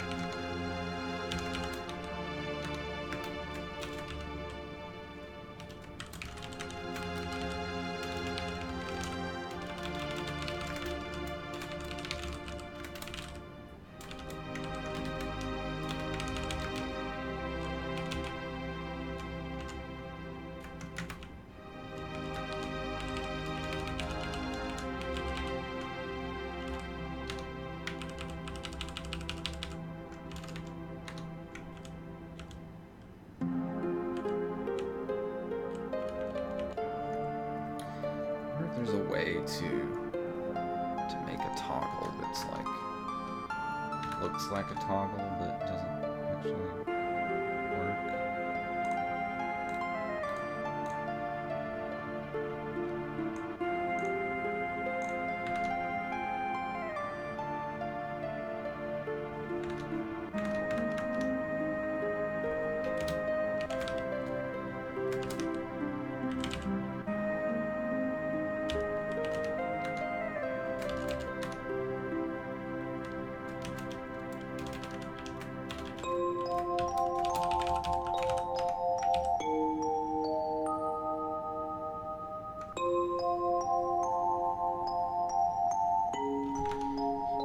You would just do like a space, but I don't know what that is called.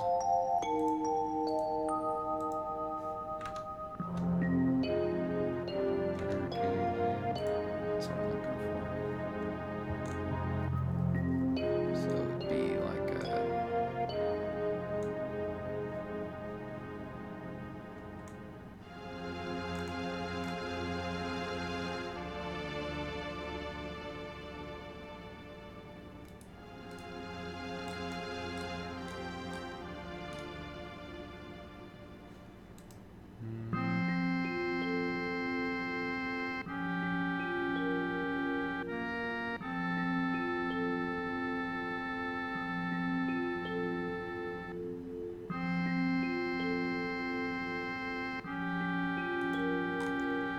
scroll view anyway? So it's like one of these things.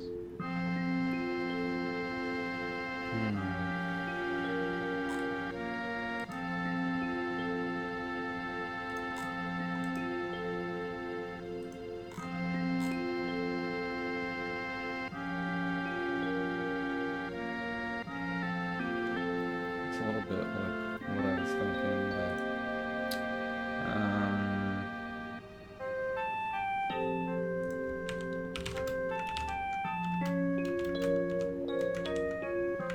so I was trying to do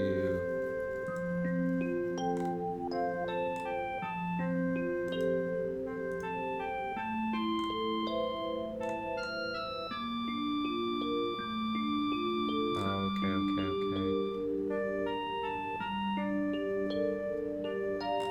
So value. So if I go like this, oops.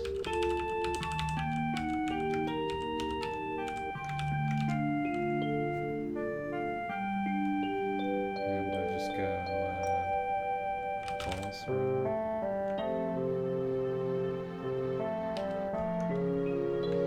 Then it should draw it and not let me change it.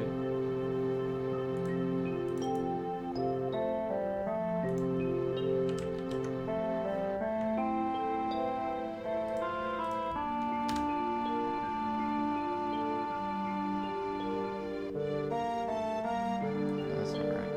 That's really good.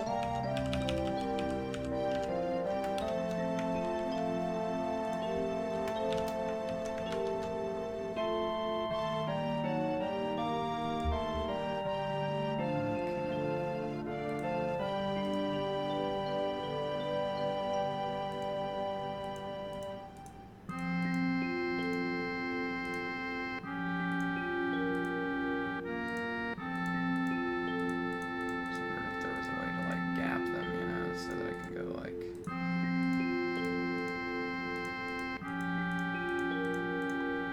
and have those just not work.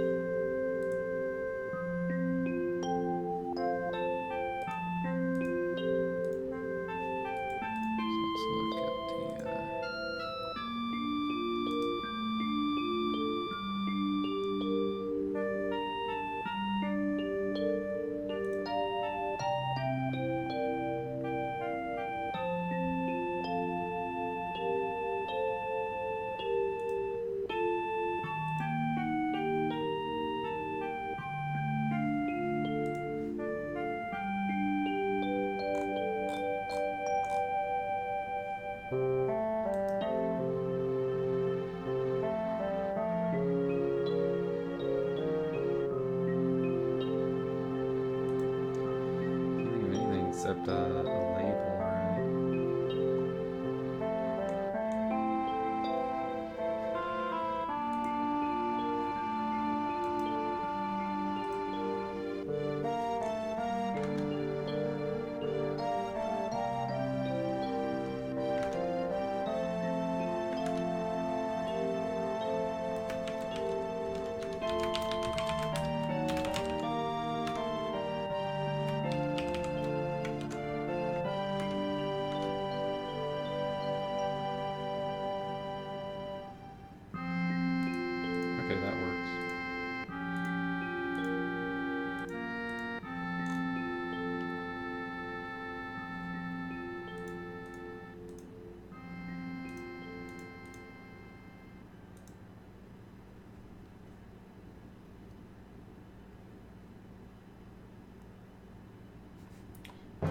disabled tiles should come first, and then everything would get built around those.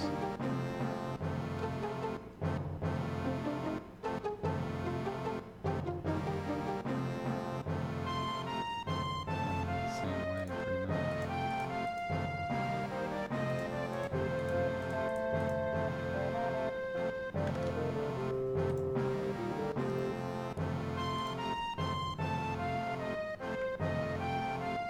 So I think that this is the way that this would work, is it would do.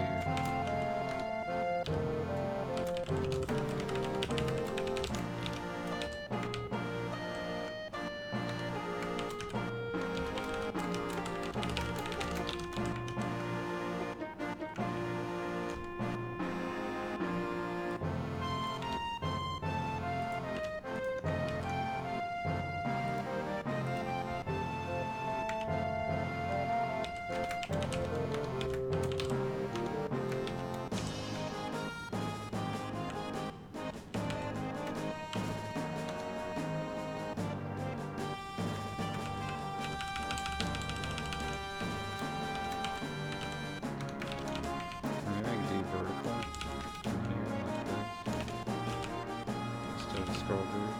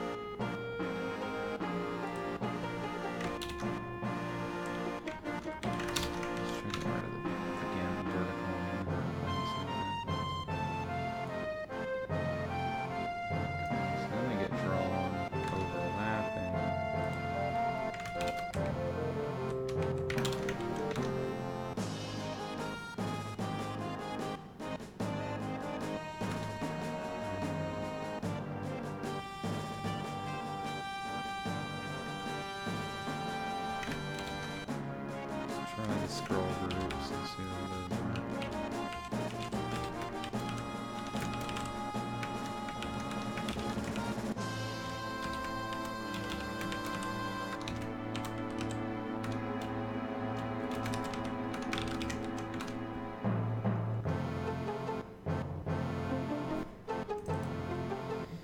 Does not contain a definition for begin scroll group. Well, what am I looking for then? Looking for scroll view, excuse me.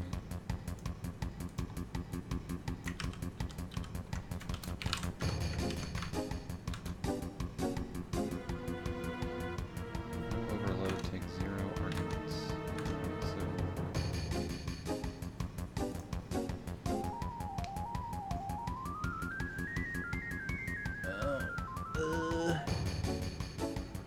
Shoot.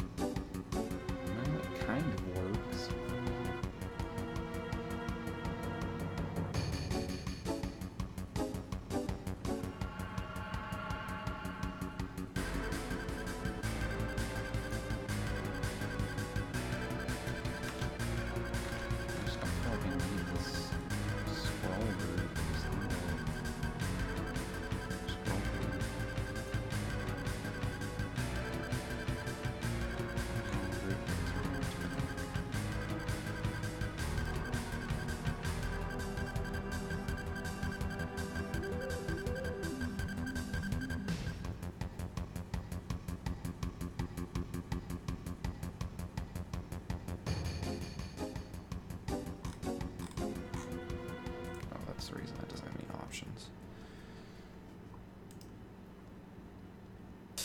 Min width, max width. Let's see. So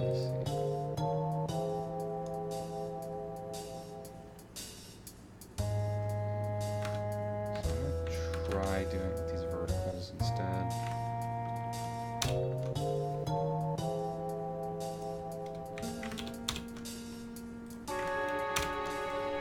So do a horizontal there because I want them to be side by side, basically.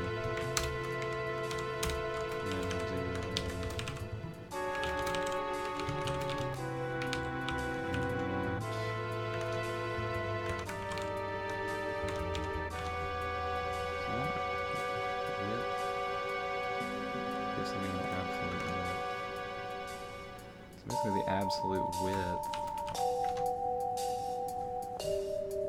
should be somewhere around like 20 times normal width.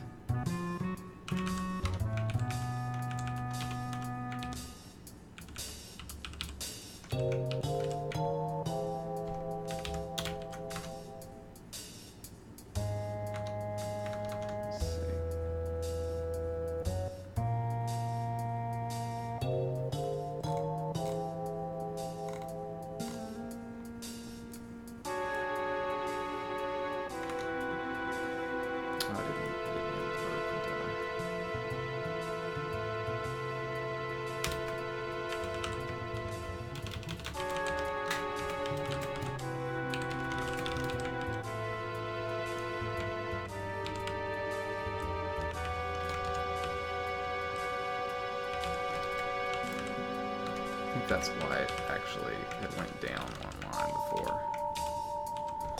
It's because I didn't include the text in the vertical.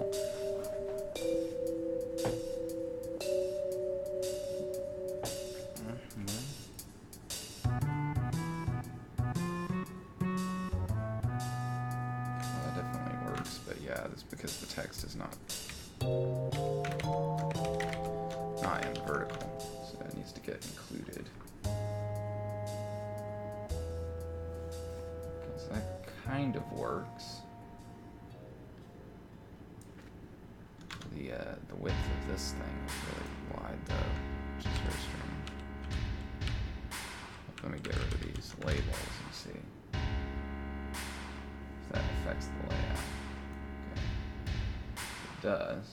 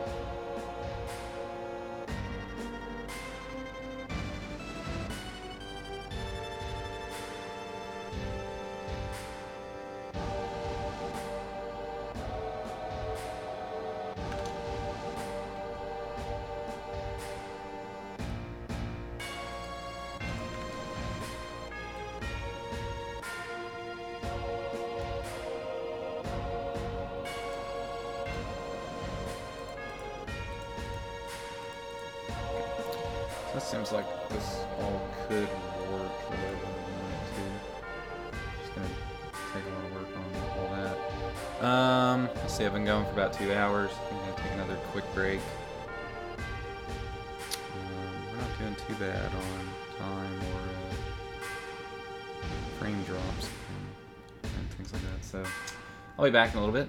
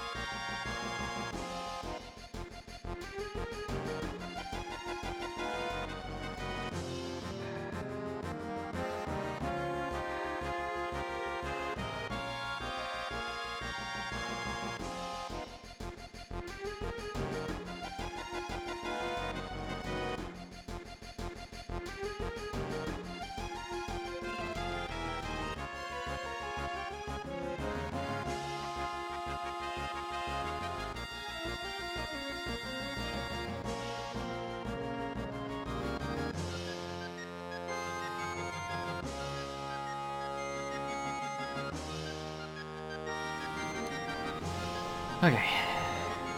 It's just getting kind of hot in here.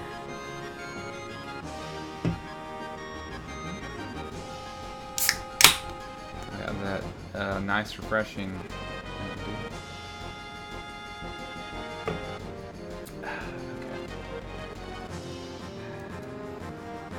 It's good for me to learn how to do this editor GUI stuff, although they're probably going to throw it away in 2 versions and then it'll have been a waste. But,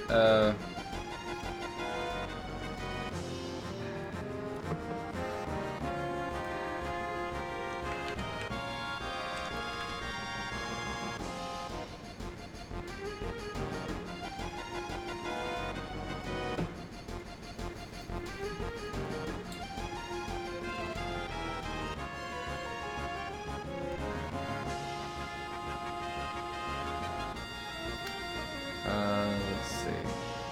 Just wondering whether it makes sense to do like this whole thing or have a single thing that you can kind of click through different options and stuff.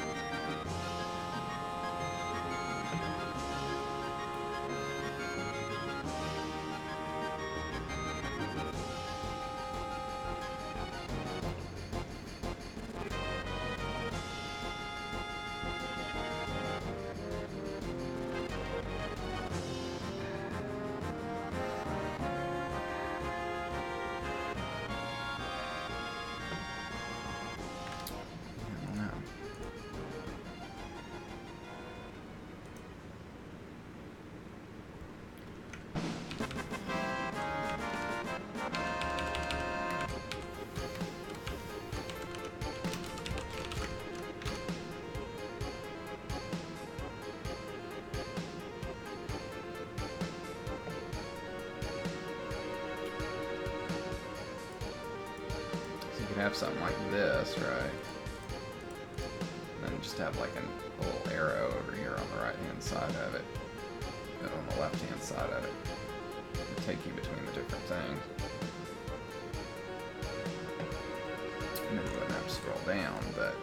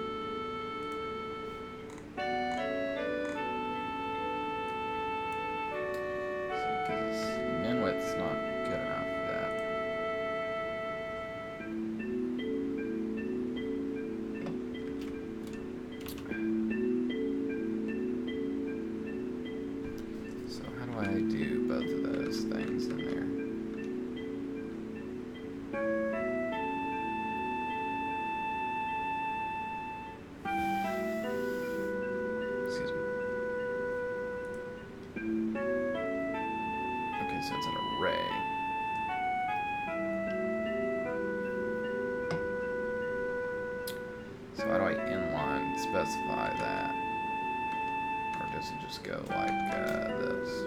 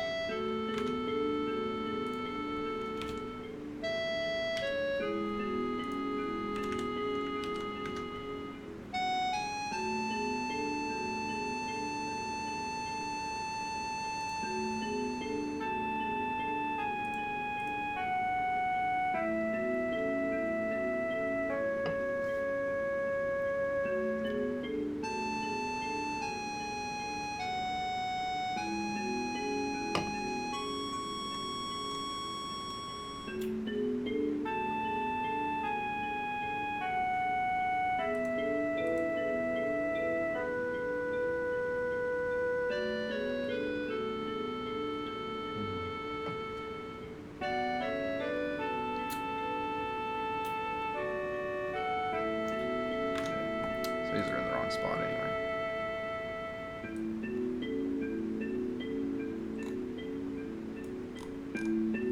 Should be up here.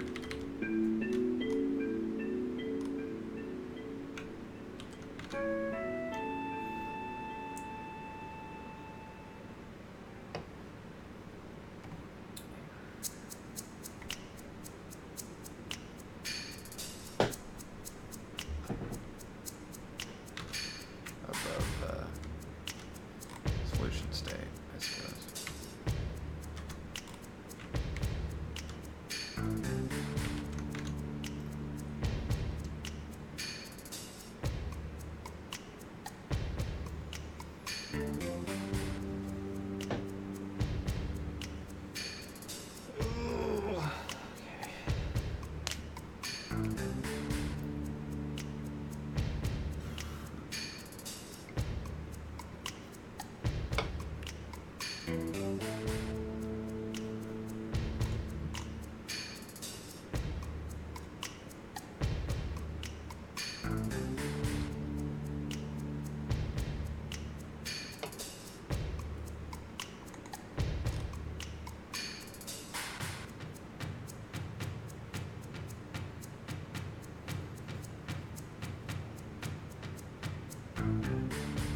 I think disabled tiles really should affect everything else. The same way that this does.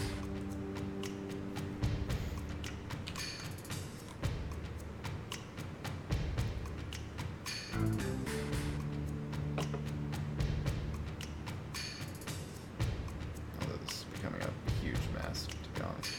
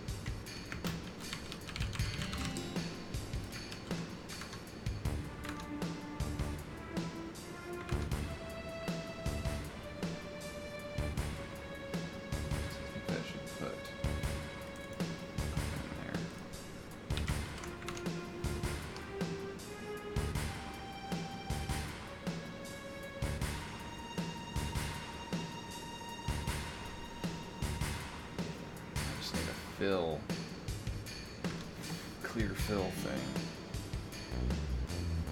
And the fact that I repeat these over and over again for basically every one of these makes me feel like I should pull that out into a function where I just put in the actual thing that I want.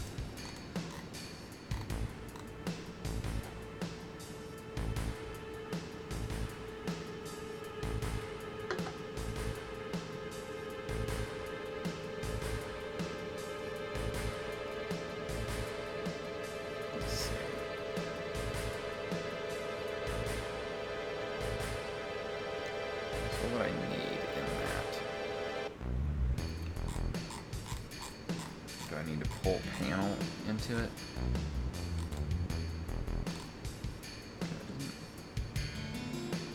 I guess I would need to pull panel. I need to ship panel over to that.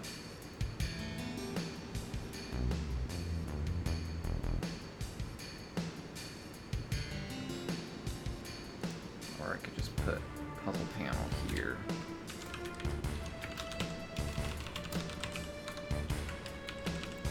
I don't know whether that would cause any problems. But if I want like this, then that could theoretically work.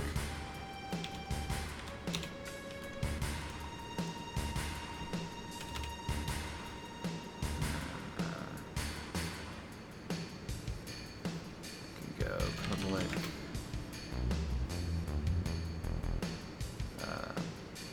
Draw. Dual. Puzzle array editor. And then you go string name, and then you would do a ref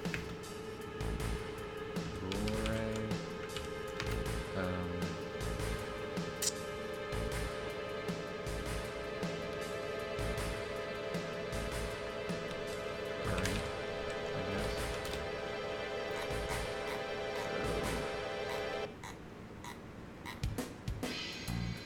Basically do this.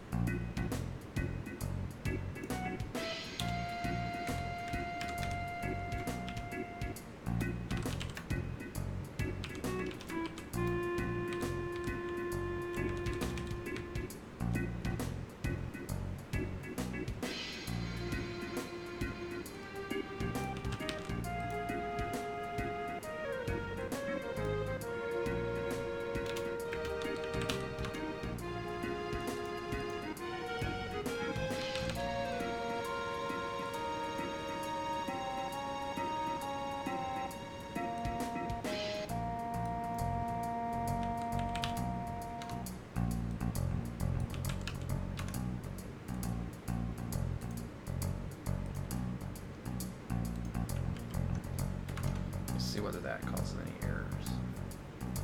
Class structure interface method must be return type of void.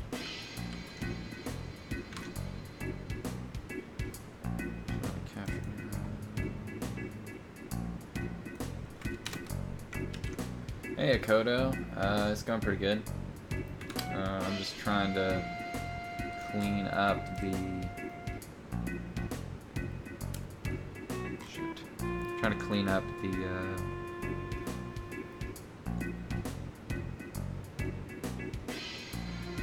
editor for the puzzle panels because I needed to add some more things, and so I need to start thinking about how I'm going to clean up the code for this. So let's see.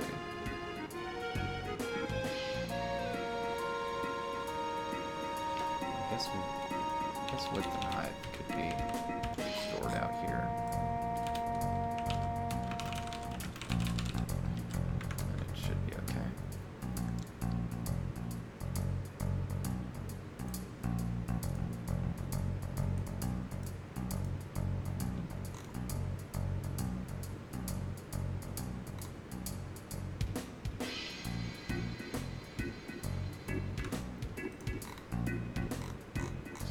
Try try doing that with this to begin with. Because I basically have the same code for all these.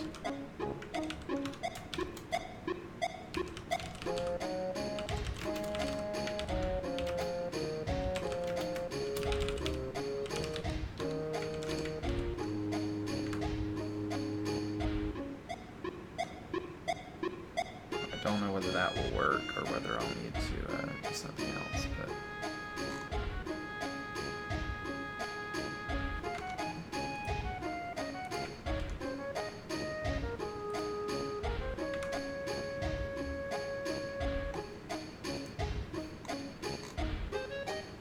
looks like it works.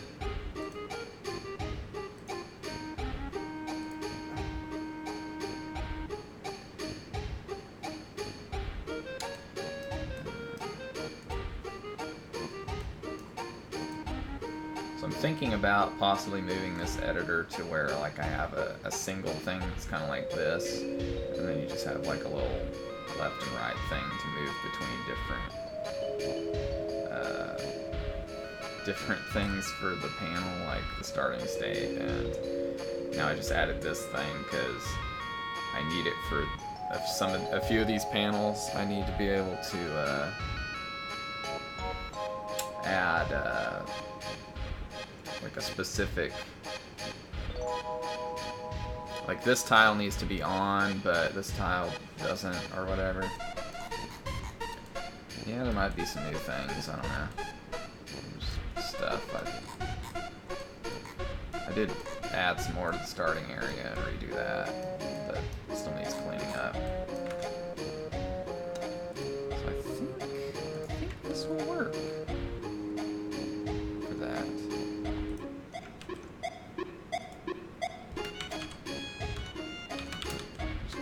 Check this. Make sure that it's not like just not even doing anything.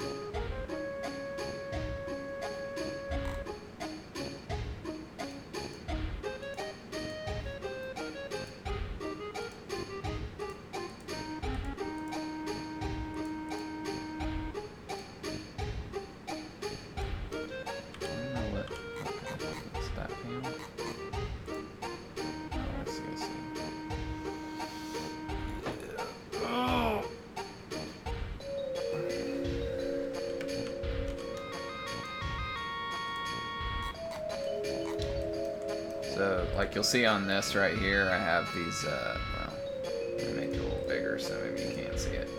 So you'll see I have these locked tiles. They're the ones with the dotted outlines. Like these are locked off and these are locked on.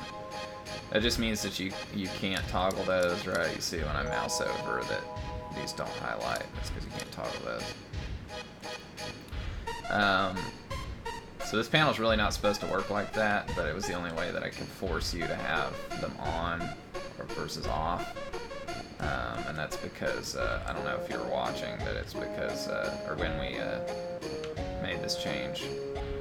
But it's because I changed the way that this mechanic works. And used to, the way it worked was you'd either have a white dot or a black dot, and that determined what, you know, which color that tile needed to be. If it was a black dot, it needed to be lit. If it was a white dot, it needed to be unlit. So I decided to change that because it was kind of confusing to some people, and almost all the puzzles in the area will work if I make it just automatically change between them and don't force you into one or the other. And then for the ones that don't work, I can do like this and just lock the tile on or off. But there's some puzzles over here where this one's not set up right, but well, obviously kind of the idea is that there's these symbols in the picture, right? But if I lock the tiles, then that doesn't really work the way that it should, because you should have to kind of figure out where they are and not have me telling you where they are. So I need to be able to have it work the old way, which is where that it's forced that way, but you still have to leave it off, right?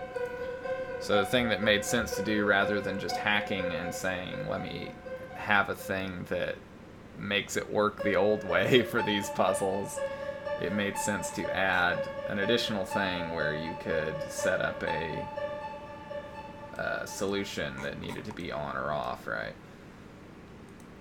So like in this case, you know, say I would want to have these ones required, I would just set up to where everything else is optional except those, and then I would say, okay, those ones have to be like that, right?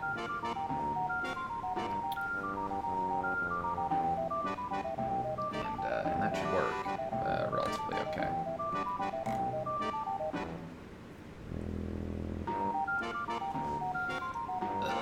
I hope, anyway. Let's see. But considering I kept copying and pasting all this code for every single one of these things, and they're all basically the same, I thought, well, I'll pull that out into its own function, and then I can just do, like,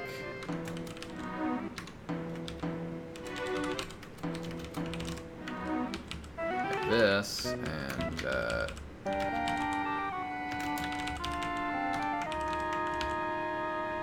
then I shouldn't really need any of these.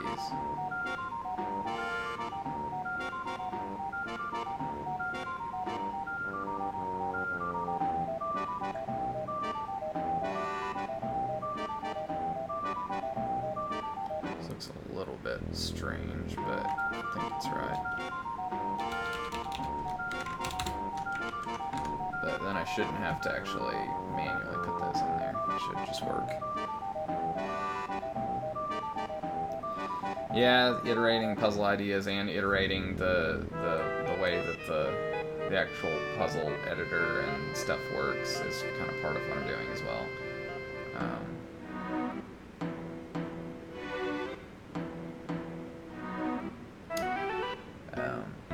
Because I've got a lot of overlapping concepts in the way that the puzzles work still, and I'm not super happy with it.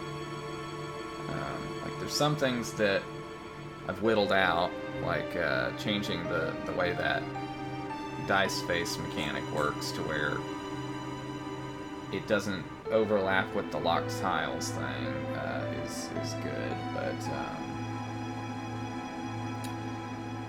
still a bit weird. But yeah. And there's gonna be a lot of weird ad hoc stuff that I need for certain puzzles, like this puzzle might need this weird thing, but the less of that I can do, and the more I can do where everything kind of works the same way, it would make sense to do it that way. So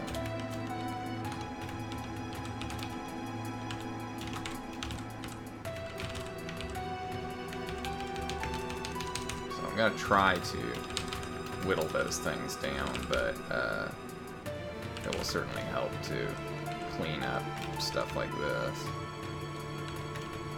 so that the editor itself is not a million lines of code that are all the same thing over and over again. This guy's gonna need to be different because it's an integer thing, although I guess I could overload it with an integer one. That would work.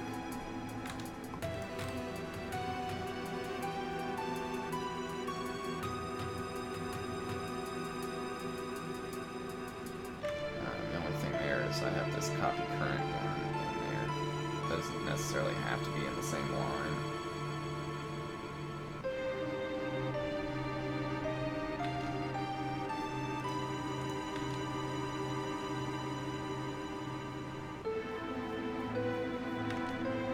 It probably needs to be like a, I think it's left toggle, isn't it? Isn't that what it is, left toggle?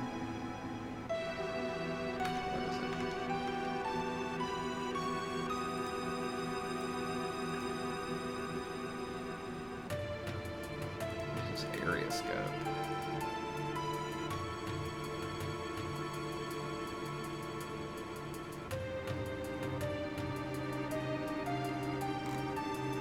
just lets you place an arbitrary thing. Okay, so I'm looking for header GUI layout.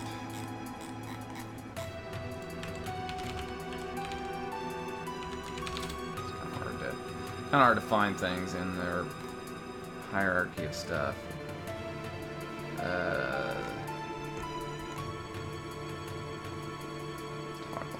Toggle left. Right. It's not left toggle, but it's toggle left. Which is basically like, because I don't like having this way over here. It's like I'd rather have the check right here and then that to the right of it. Because it just looks strange.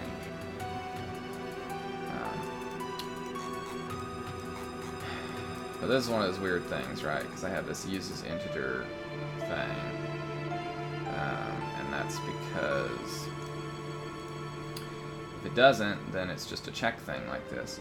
But then that's basically the same as this fixed solution thing, right? So I probably need to get rid of this thing here and then have like solution and it looks like this, and or you can put it like this, or you can have both probably, because I need both for some of them.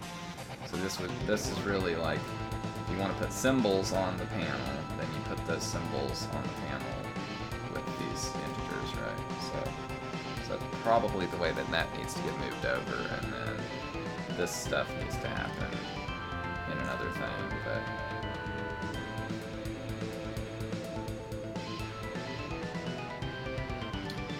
yeah, there's a few different things that I need there, because like disabled tiles are just tiles that don't exist. Hidden tiles, which is actually secret tiles, which probably should be called hidden tiles, but I don't know, are tiles that act like tiles, but they don't get drawn.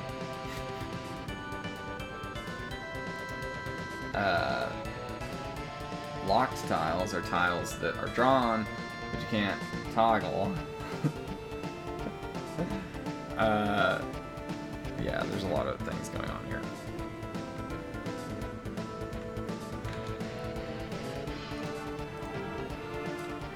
I think probably I want to build a thing in the helper here that copies all the data from ones that don't use integer solutions over to fixed solution here.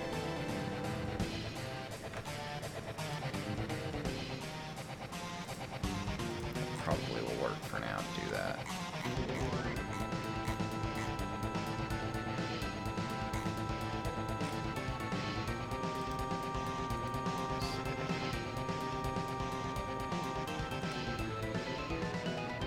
Yeah, I think that's how I'll do it. So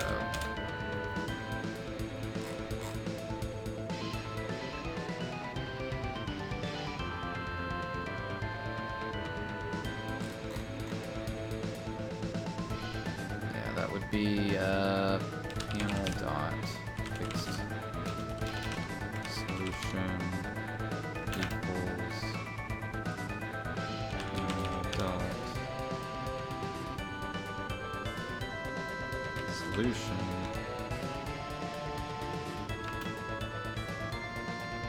equals 1. It's 1, that's true.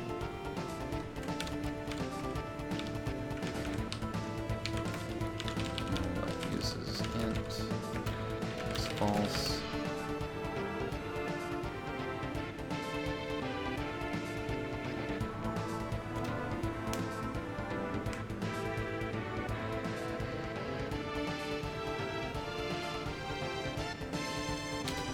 So then we'll go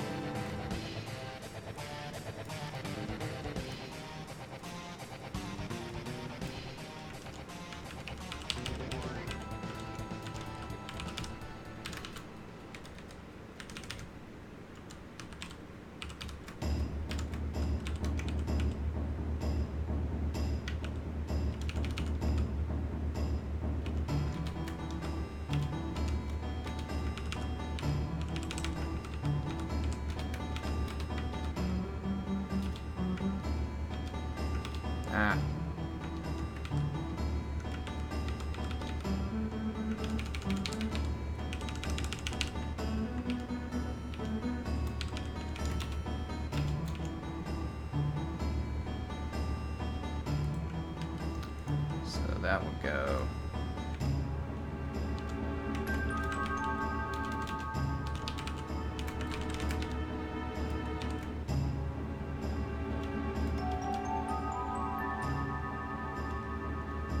So what is this? X plus y times. Yeah.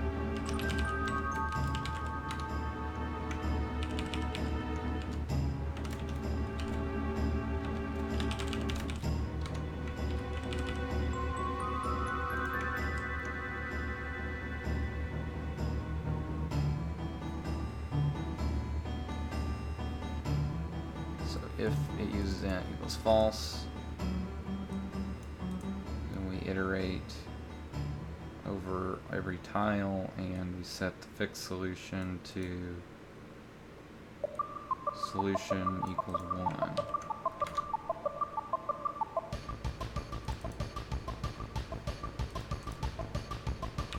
So it seems about right. Puzzle panel does not contain a definition for width. I guess it's probably width and height like that. It's definitely gotta have width and height. They're just not capitalized. Alright, let's run a small backup again.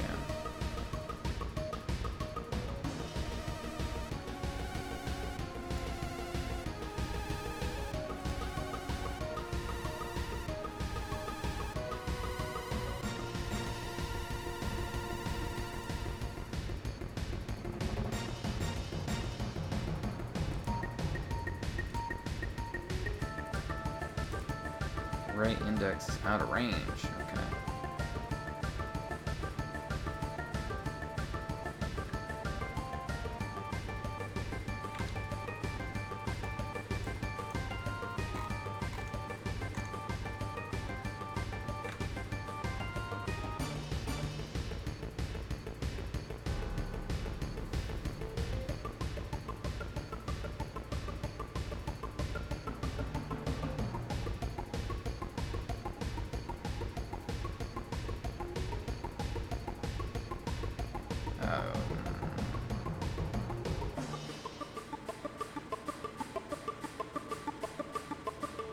I guess it's panel width, isn't it? That's what it should be.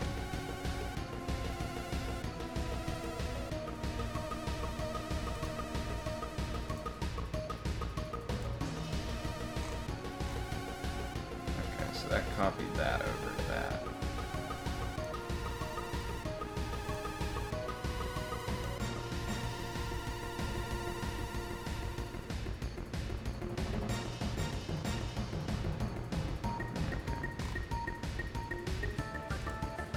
So then I can probably check this stuff, right?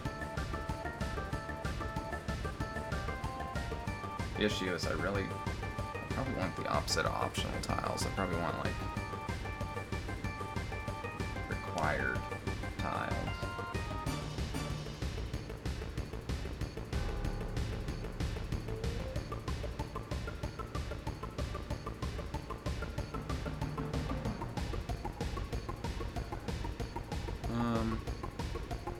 Yeah, I'm gonna take another quick break.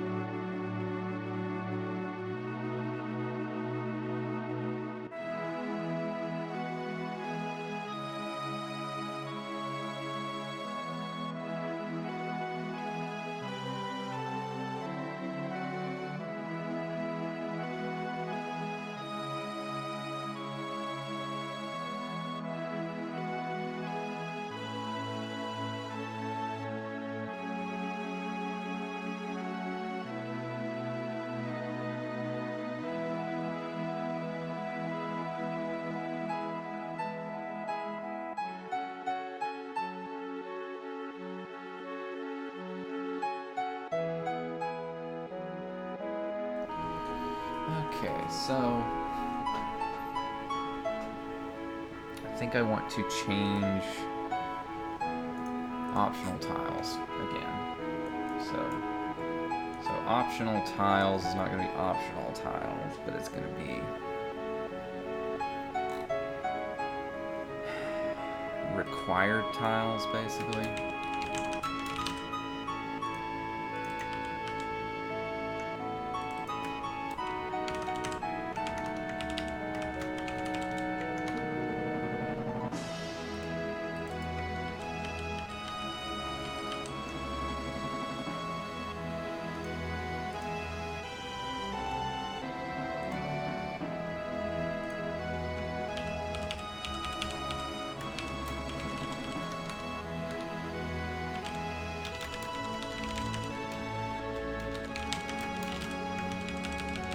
Also, we're going to do this.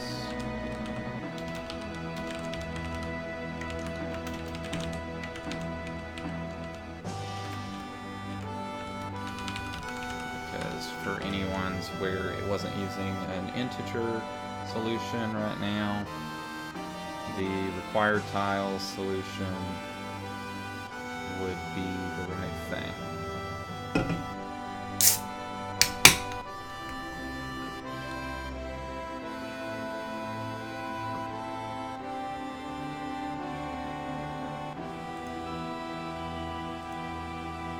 We want to set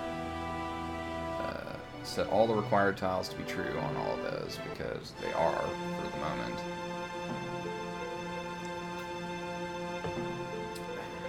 Or I could set all the optional tiles to false.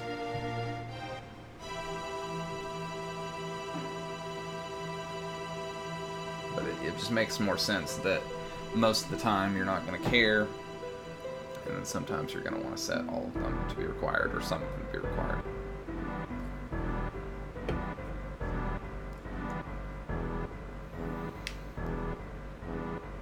So solution is going to end up getting copied over into another thing called symbols, probably.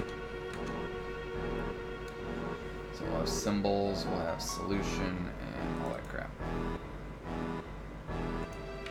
Panel does not have fixed solution required tiles. But it does. Fixed solution optional does not exist. That is true.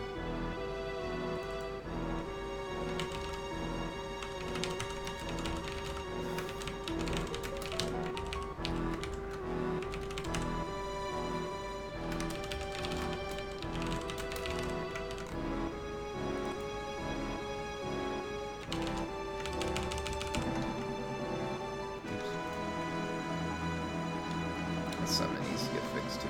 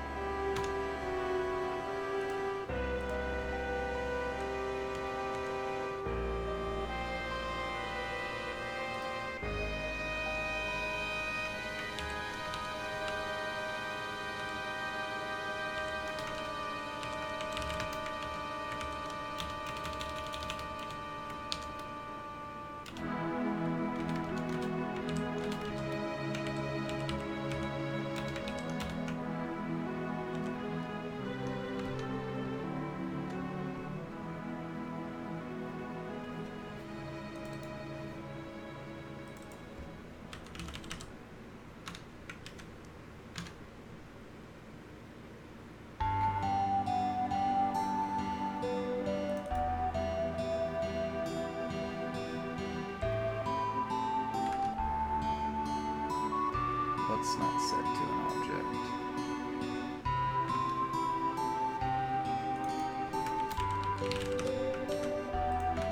Assume the issue is that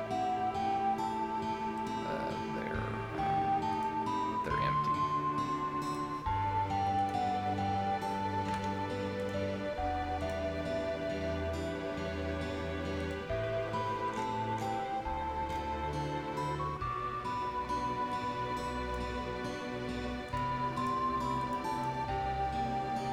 So that will have clear fill there, right?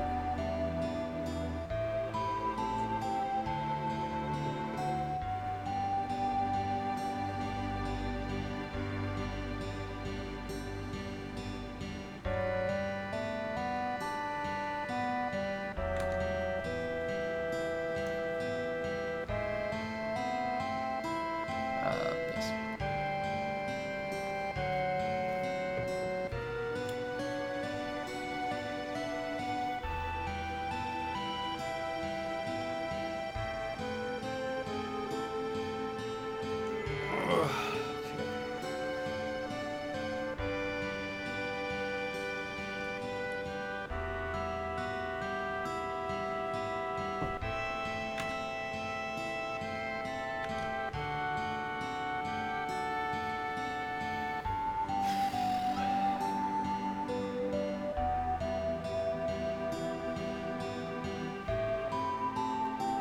Put this in. Then what do we get? We get probably pushes that off to the right, right? It's weird.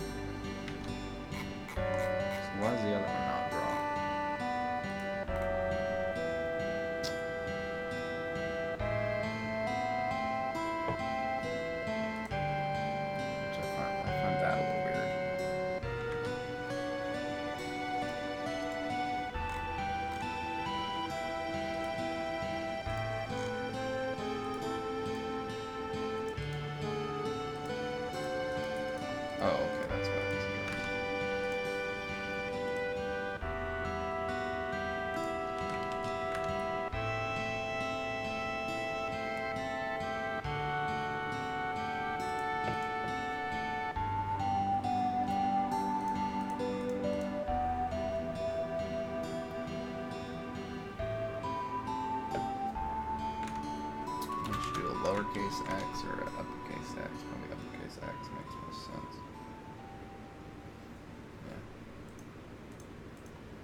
So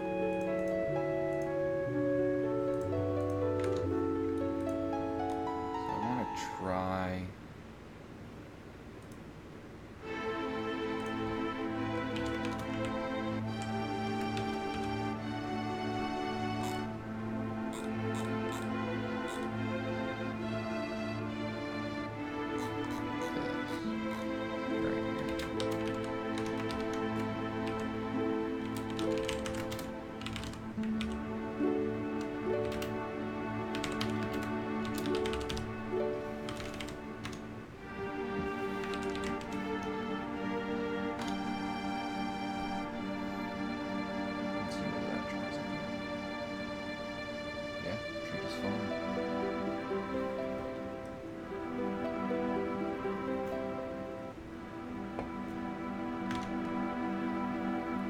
So I need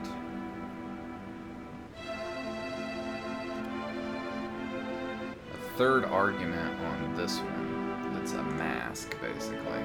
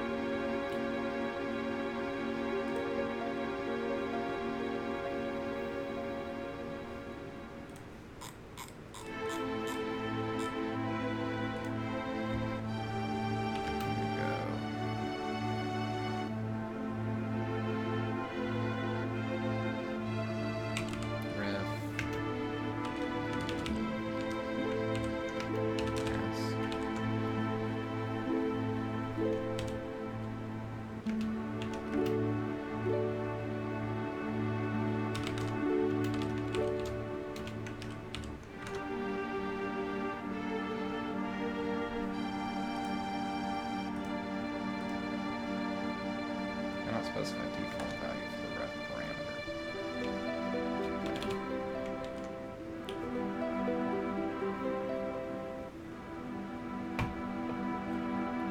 So I guess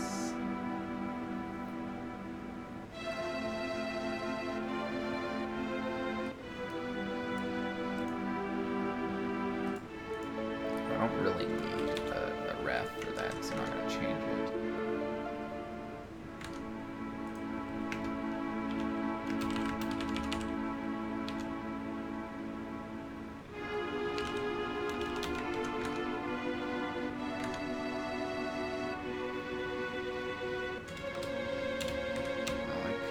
I should be able to do it as a null, right? Alright. I should be able to go in, and if it's null, then we just draw it, right?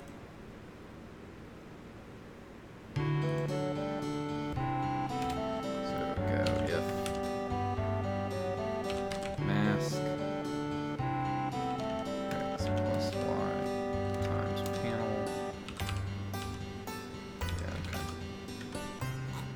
So that will get pulled from here.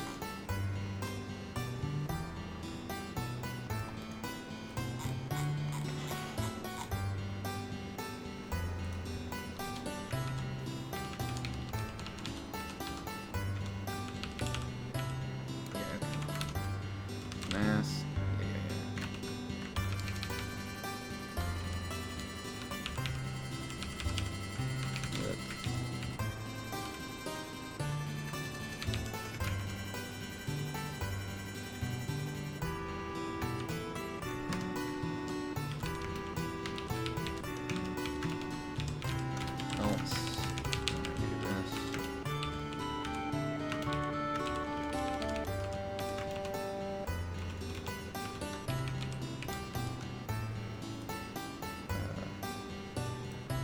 Should be able to do if mask equals null, right? Or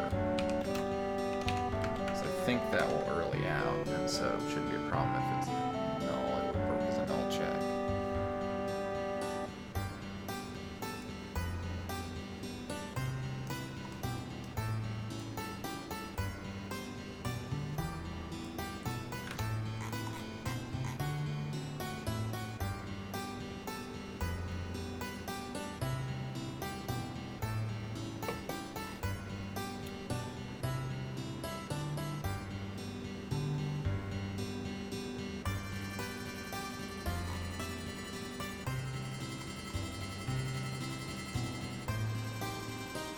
So,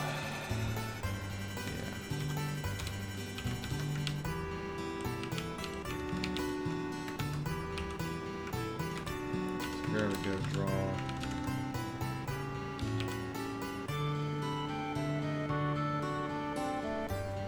this would be Solution requirements.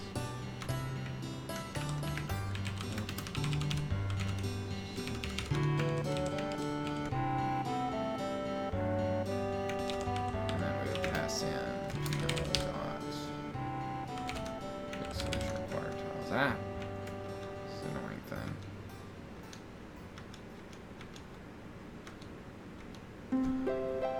So annoying that that doesn't work. Okay. So that should pass in as a mask and work right here. Yay, it works. Look at that.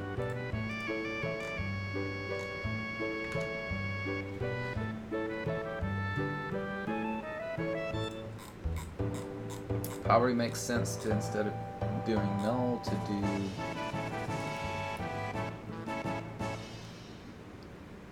disabled tiles. Like this.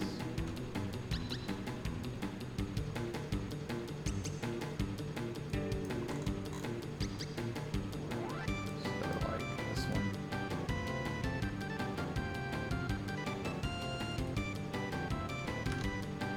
Must be a constant or default value. Okay. So I guess it does need to be null.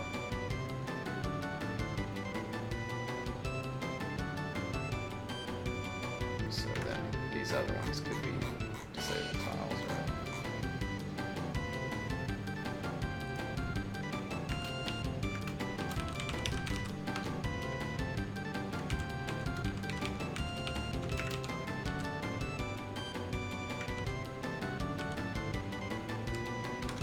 Like that. So that.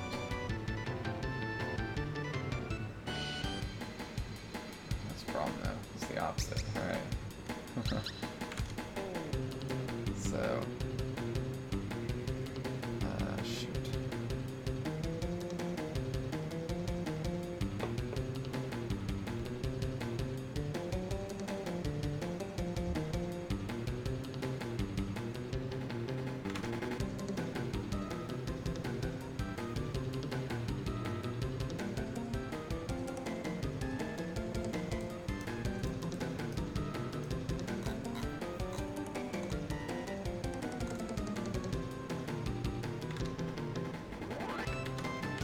I don't think I can do that.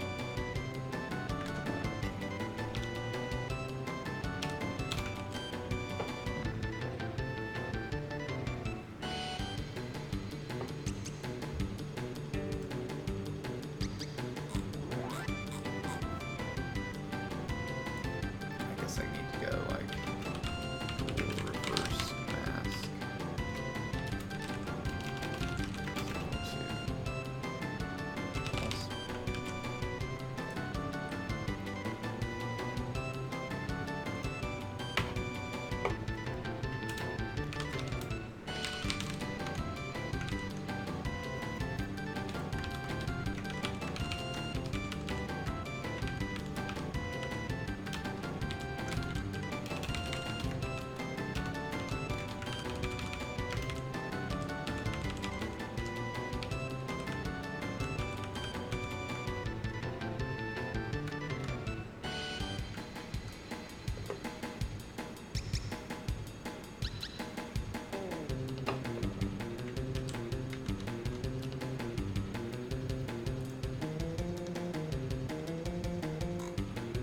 So that would work right. And then there it needs to get reversed.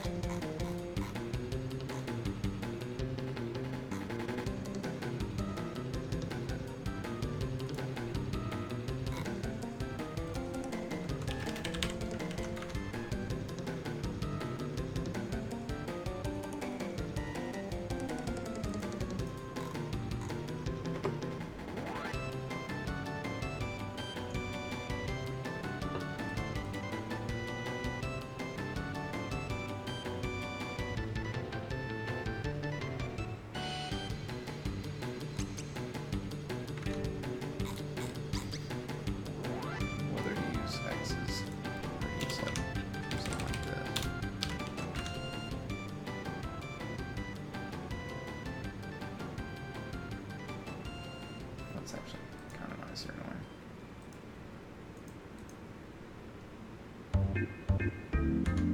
Is there like a Unicode dot that we use?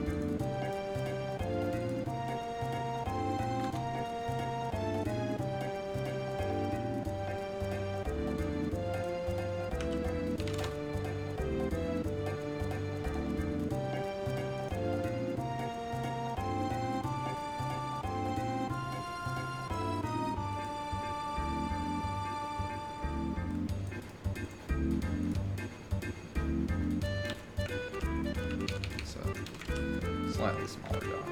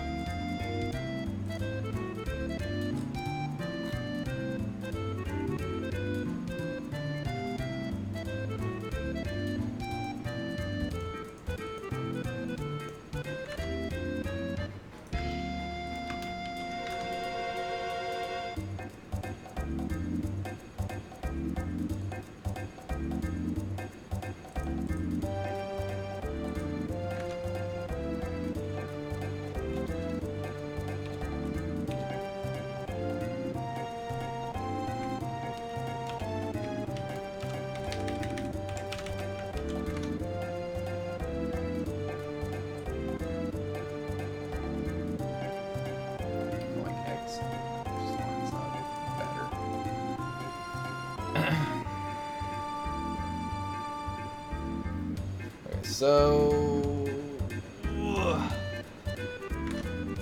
this is getting there.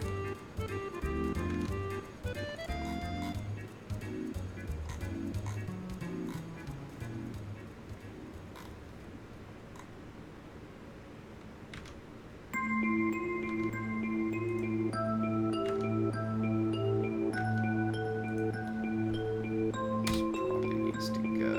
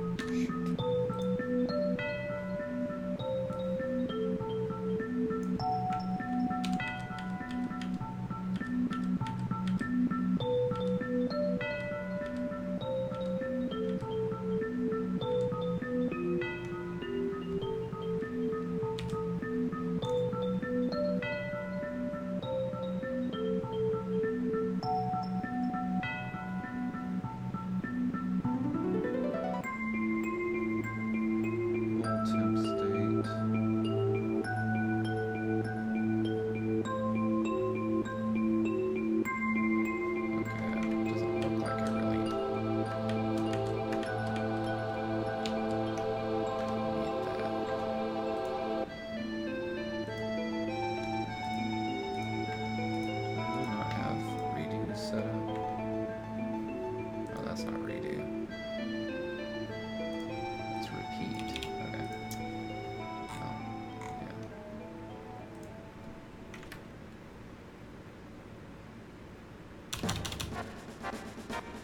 Yeah, I don't think I need all that. Just go ref. We'll go up here and we'll fix the way that this works to work that way. Okay, I guess I already copied that, so I don't have a choice.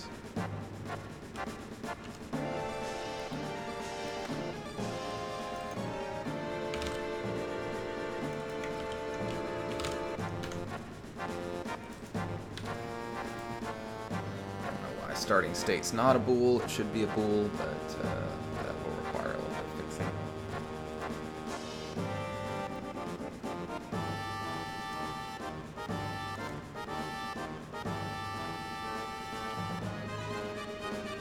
Okay, so the way this is going to work,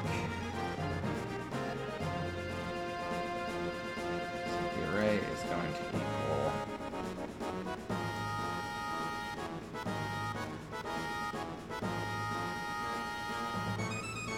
that's going to return something, right?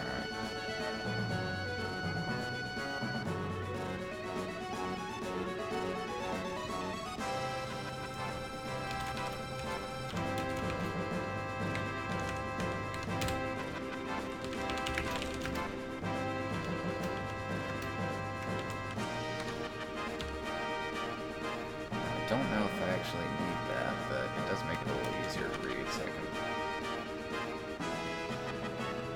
I don't know if that's a bug in Sublime or something with the monitor being stupid. Because I'm running 3 monitors, so Lord knows.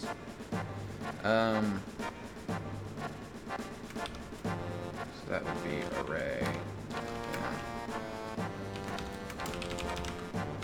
That's got to be equals 1, right?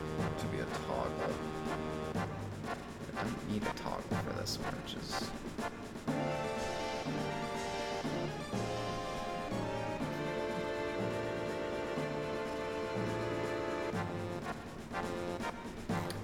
that's the interesting thing, is I don't actually need a toggle for that one.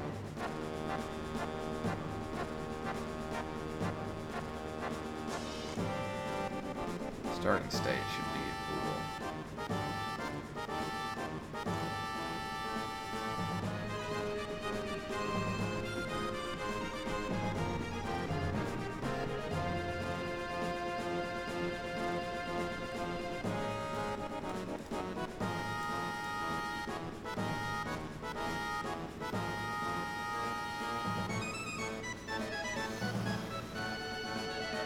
So I guess I need something that's like draw int for that.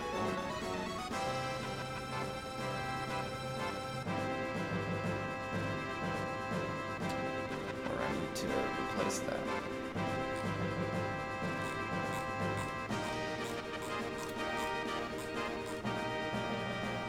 So I actually don't need this.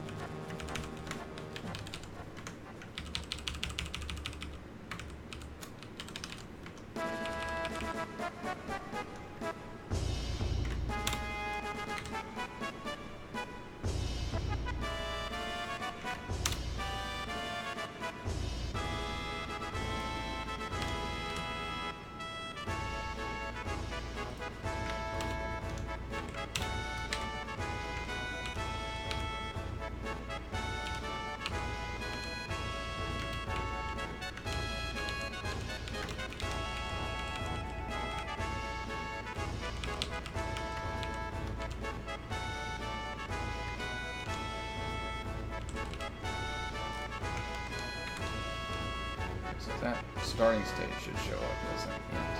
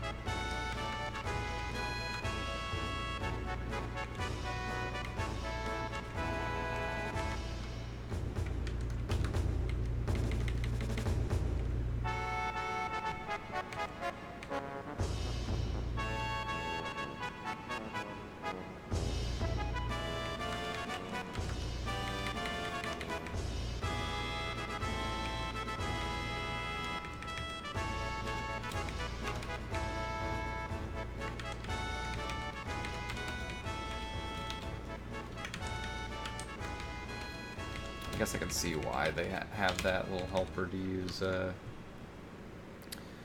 brackets and stuff.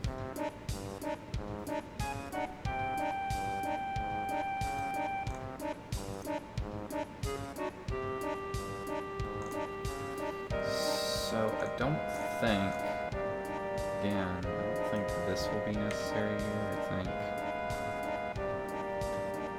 well, probably do need to use it until I get rid of this use integer solution thing.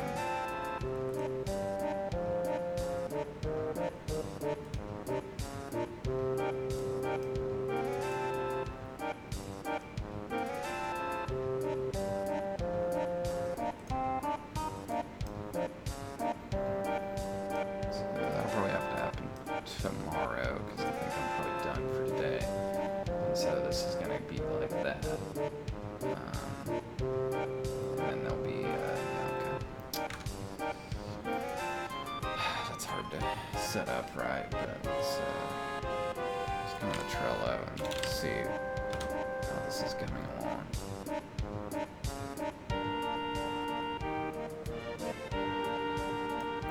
Apparently Trello uses a lot of internet. Let's see. Fix hidden symbol panels. Okay.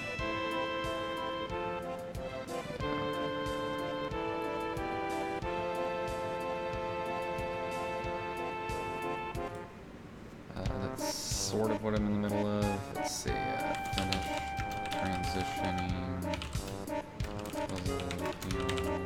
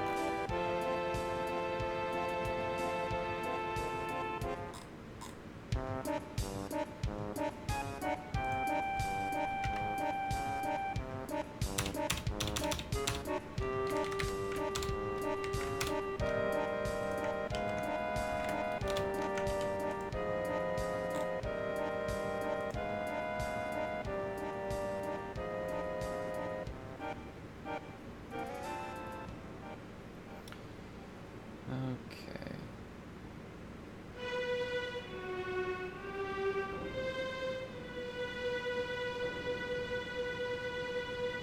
So that looks relatively good.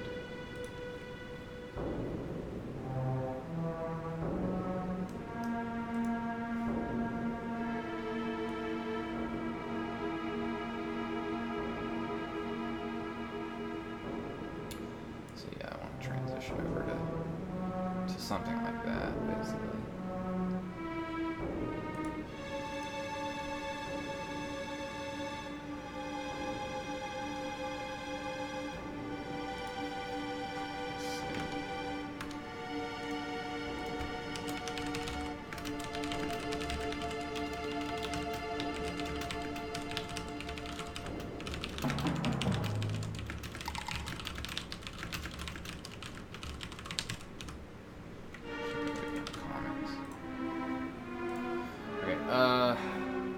So I think that's everything for today that I'm going to work on. I've been working on for about 3.5 hours.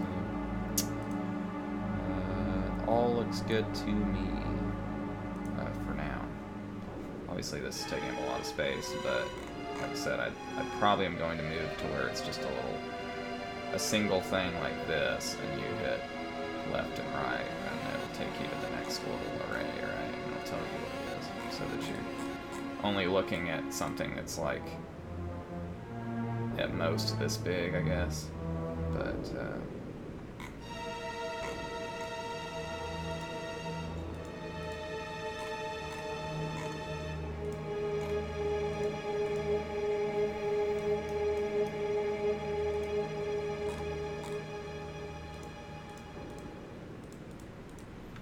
I guess I'm not passing something in for that one, am I?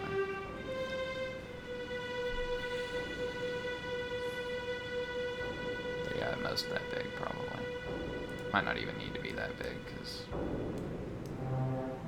I think the most that I use on any of these is like 60 or something that I'm using down here. And it could probably be a little bit smaller and be fine. Alright, yeah, so that should be everything for today. I did record a slightly better version of this, and it won't have the weird dropouts earlier and drop frames and all that. Seems like the stream has dropped a minute ago. So, we're having a few issues with drop frames right now, but anyway, thanks for joining, and I will see you all around on the internet. I hope you had a fun time, and we got some work done.